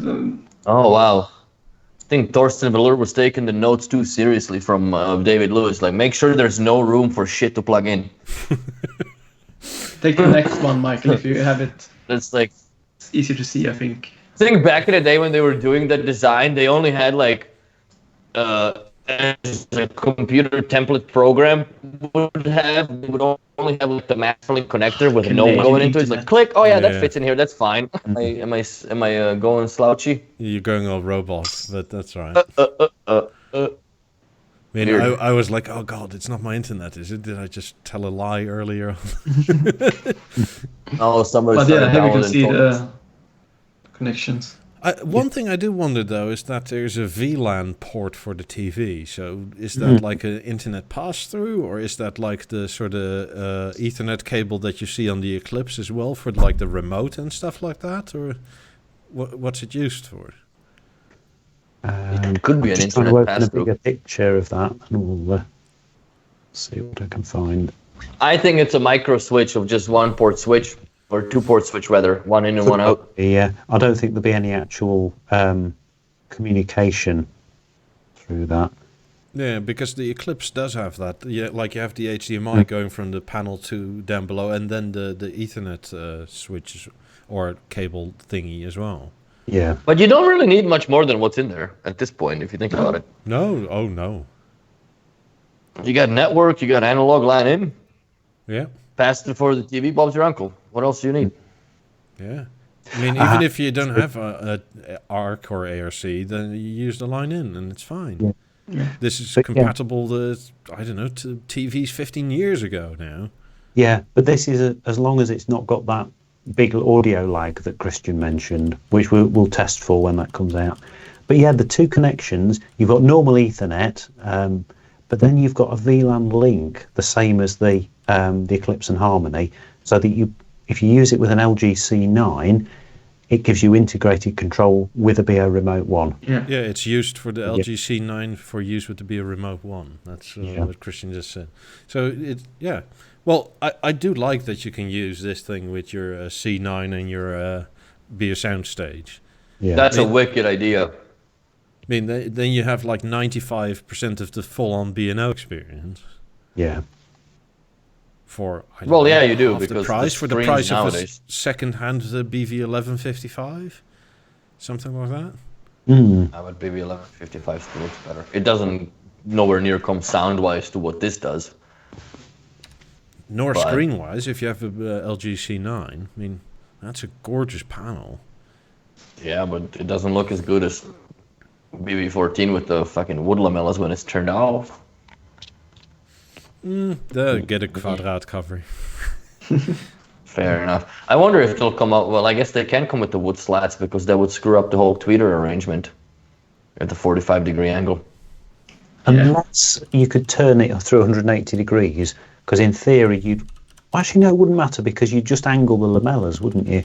So as long as each lamella, try to show it on the camera, points in a 45-degree angle, that can stay as the soundbar turns, depending on whether it's on the wall or on the table, then it always fires the sound forward. So I'm guessing they probably won't do lamellas, but no reason why they couldn't. I hope if they do, they don't do them as cheap as on the Eclipse, because that wood grill shouldn't even have been presented. Veneer MDF, basically. That's that's an IKEA furniture without the Allen key. That's basically what that was.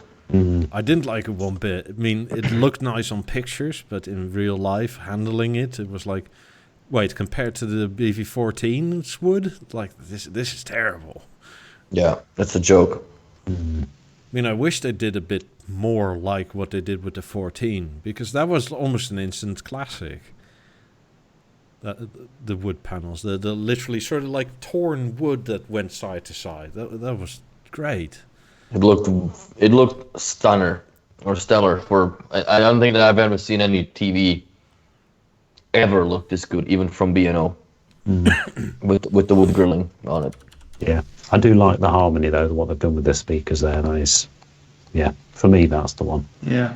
I just hope they make a little bit more options for wood other than goofy oak again, because I have nothing. It will come in a year and a half or something. Yeah. Yeah, but is it going to be smoked oak again, or are they going to actually, slap the pocket and pay for some good wood?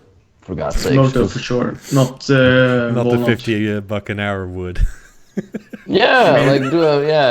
Get some from Red Light District, for Christ's sakes. Get some walnut in the game again. Where is that? But it's only me and you, Willie, that buys them.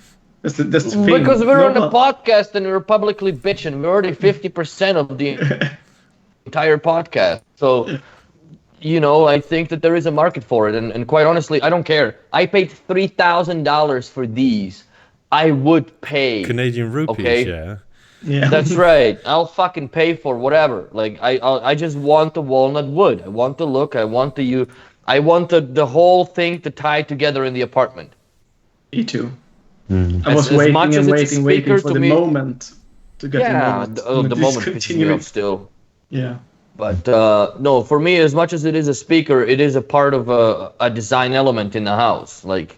There's a reason why I don't have big boxy speakers or go with the fucking Bose sound cubes with a school bus with a subwoofer to bury somewhere in behind a couch.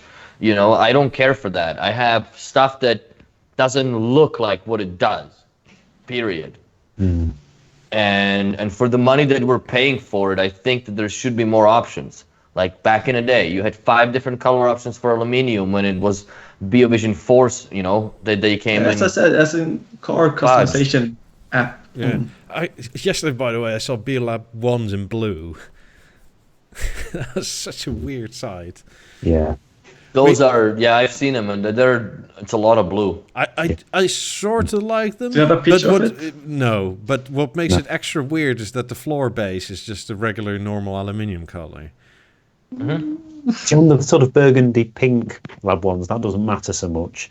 You get iron burn, and you don't notice the base, but.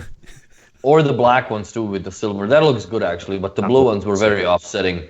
Yeah, they were different. But this is typical B&O, going to all that trouble but just missing the last little bit. Mm-hmm. It's like when the installation gets stuck at 99.9% or 99%, and then okay, and when is that gonna get done? Crash. Fuck. Yeah. Start over. Well, sometimes I have that with 50s. The app or update can take so fucking long for no reason. Hello, Henrik. I mean, I would say I wouldn't even call the average, but when it's quick, it's like 15 to 20 minutes. But when it's long, it's like 2 hours. And it's not massive updates. Yeah. Oh, hi, Henrik. He's joined us. Yeah. Welcome from Boston. Boston. Yeah, I can't wait for Henrik's video should be out tomorrow, I think. Yeah. I mean, on the Instagram it was blurry, but you could still read 2019-09-09. So that was the title of the video. That's the promise. I think he scheduled his YouTube. So yeah. I think you can see that's gonna be a day or something. Yeah, it'll be good. As per usual. Let's. In 9 o'clock Danish time. So that'll be like, what, in the morning? So that'll be like in the middle of the night for him. Yeah.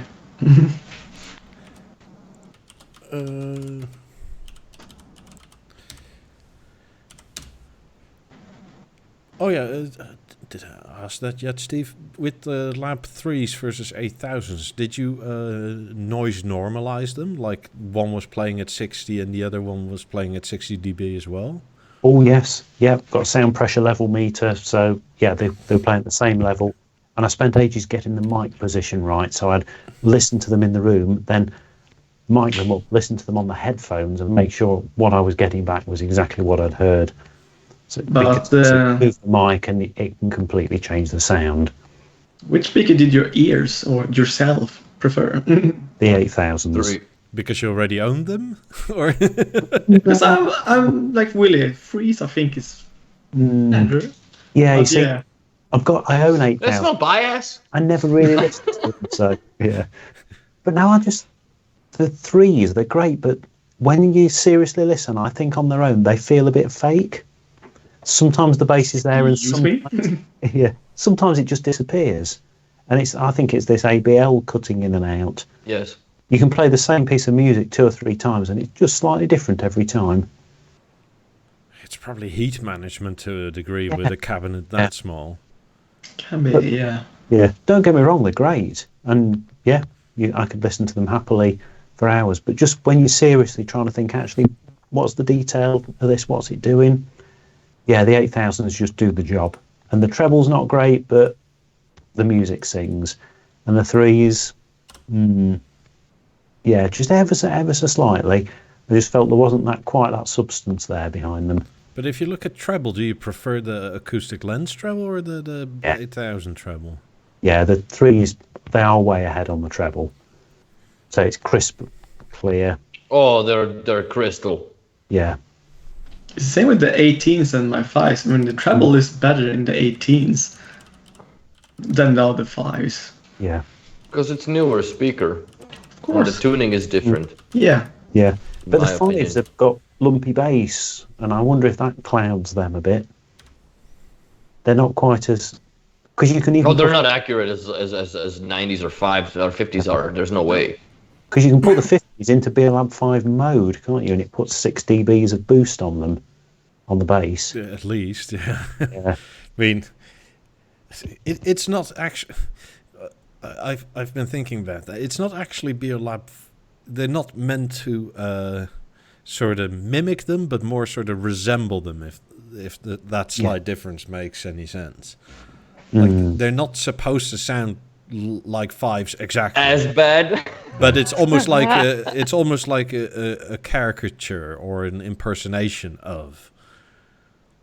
Well, I think what they're trying to do with the 5s was it was Mr. Harmon out of Harman Kardon who had this idea that your ears naturally want a bit more bass and then less mid-range and treble, and it calls it like a room curve or a house curve or something. And I think the 5s sort of copied that. Yeah. The thing with the 5s, you have to almost contain the bass. You have to turn it down to make it sound. I had a guy that I was doing the delivery for. It was a Q5 with a B&O sound system in it. And when I go to the part to talk about the sound system, like because it was his wife's car, right? So he's sitting in the middle back, like he fucking reaches over and just goes straight for the tweeters or trebles up all the way, middle and bass up all the way. Then it goes to sub up all the way. And I looked at him. I'm like, why'd you do that? I'm like, that's what it's supposed to be. I'm like, yeah, that's what it's supposed to be for tonally deaf people. And you have no more input here.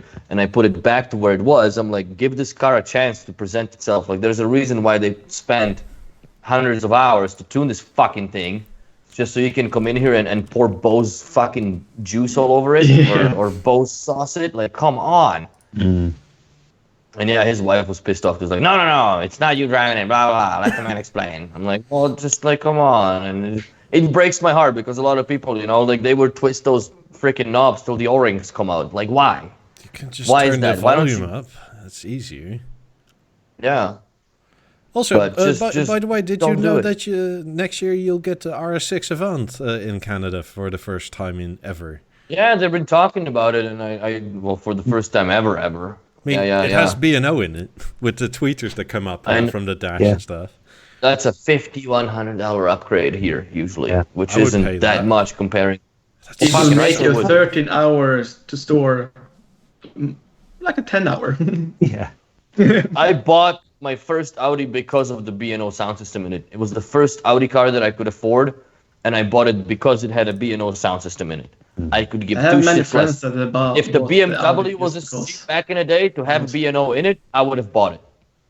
Because I could care less. I don't drive, well, now I do drive the car for driving the car, but I still listen to sound system in it, right? Like there's, you no matter what you say and however you want to skin the cat, at the end of the day, you're going to be stuck on a highway. It's a little different for the European, distance comparisons to what we're doing, but I on average put in 1.5 to 2 hours a day in the car. Yeah. I want to have a good sound system in it. I want to listen to music properly, especially when you come out from the 90s. You can't just come to some fucking Harman Kardon or whatever the hell, or in your car. Like it's just to me, I just can't stomach it. Yeah, I would never buy it. It's Harman Kardon now. All the B&O stuff. Well, yeah, but I'm talking like the shite. Yeah. The sound signature, really. Yeah, that's exactly what it is, and it's just like it doesn't sound good at any it just doesn't sound good. Yeah, plus you can hear the speakers if they're hollow.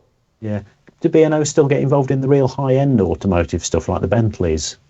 Because I noticed that Bentley now they have their stock system. The B&O system is a bit better, and then the high-end one is Name. The B&O is like the middle ground. Interesting. Yeah, it still is like an 8,000 something extra for the middle one, but yeah. Then again, on 200 grand for a car, are you really that bothered? Yeah, but then I wonder the more expensive one, is it better or just more? I wonder how much of a difference there is. Yeah, I'm going to find out for you, Eric. So give me a week. I will go and find out. 6 days. Yeah. There's the premium sound system from B&O in Audis is about, let's average it at 730 watts, where there's about 12 to 16 speakers, and I believe there's 23 channels in the premium sound system, and that is 1920 watts. Yeah, that's a lot for such a small compartment. Bloody hell. Oh, fucking right, so it is, dude. But you don't really hear it in it's just this subtle and non-overpowering as the 90s are. Like you can really, there is nothing that lacks when you turn the volume up. There's no ABL gonna be shaving off of here and there, and thermistors and the tweeters or whatever will start shaving stuff off. It doesn't happen. It's clarity to the utmost level. And along with that, you have 4 microphones inside the headliner that noise cancel the car or the noise coming in. So it is really at the end of the day, Audi had to reintroduce some of the noise back into the vehicle's cabin because people lost the sensation of driving. Yeah. Mm-hmm. You got fucking massage seats, adaptive cruise control, and the A8 with the air suspension. You're floating on a pillow, right? With heated armrests and all this going on. Like you just right? Yeah. And it's not, and you wake up 7 years later from a coma with 70-foot beard, right? What the fuck happened? You didn't make the turn. That's what happened. It's like driving an Eames chair.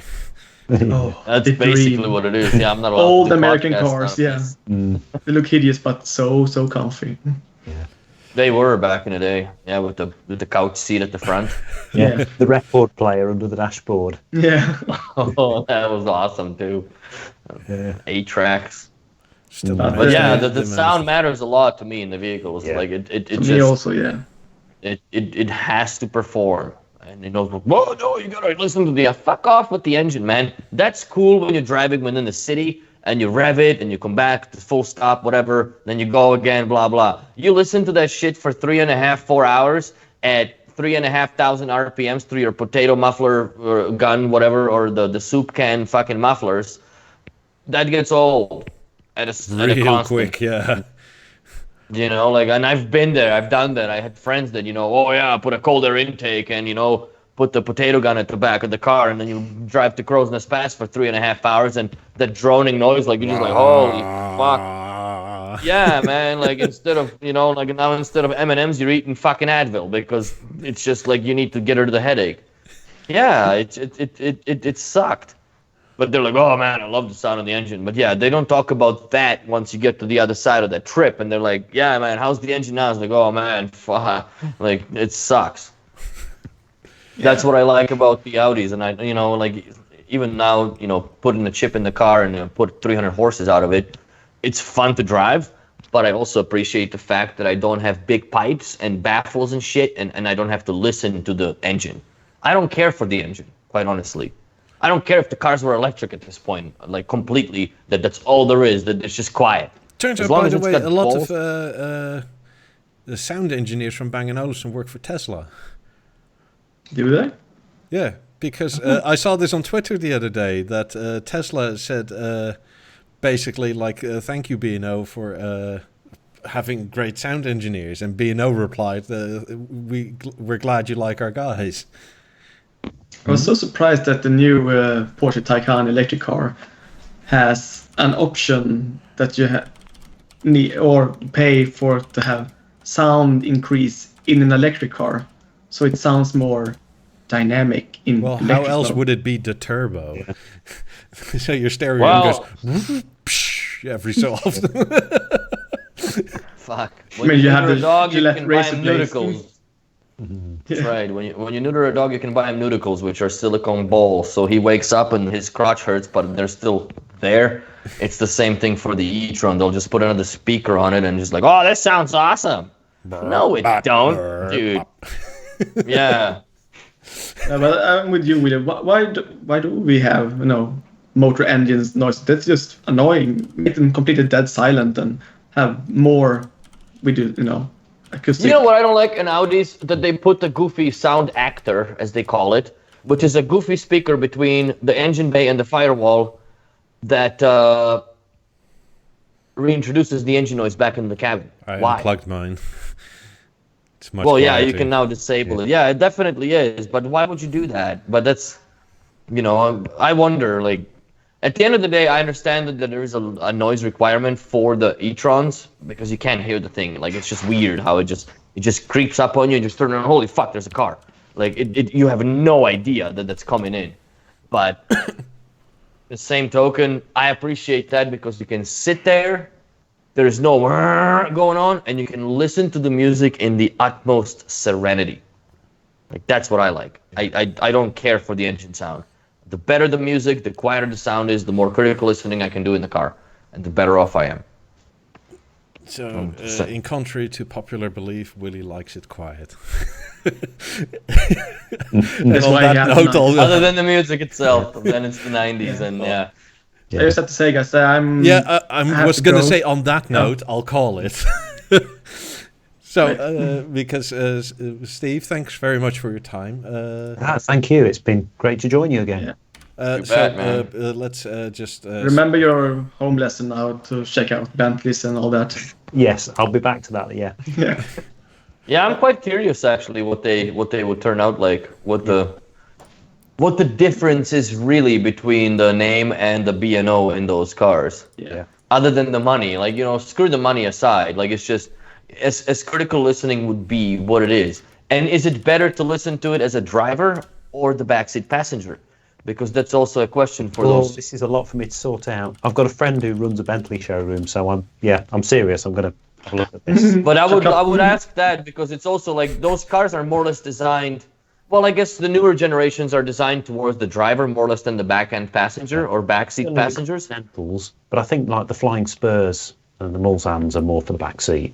Yeah. So I wonder how that is treated acoustically different from, Watson. Slap him with the around. Take me to a shopping mall. Jeeves, yeah. So, all right. On that note, I'll roll the outro music. Thanks for watching, everybody. Please like, subscribe, tweet, share, all that sort of thing. Thanks, Steve, and thank you. We'll see you all next week. We need 40 likes so he can open the goofy Surströmming. Yeah, that challenge is still up and going. Yeah. That's right. Don't be dodging that shit. Send me your address. Have a good one, y'all. Yeah. Yes. Bye.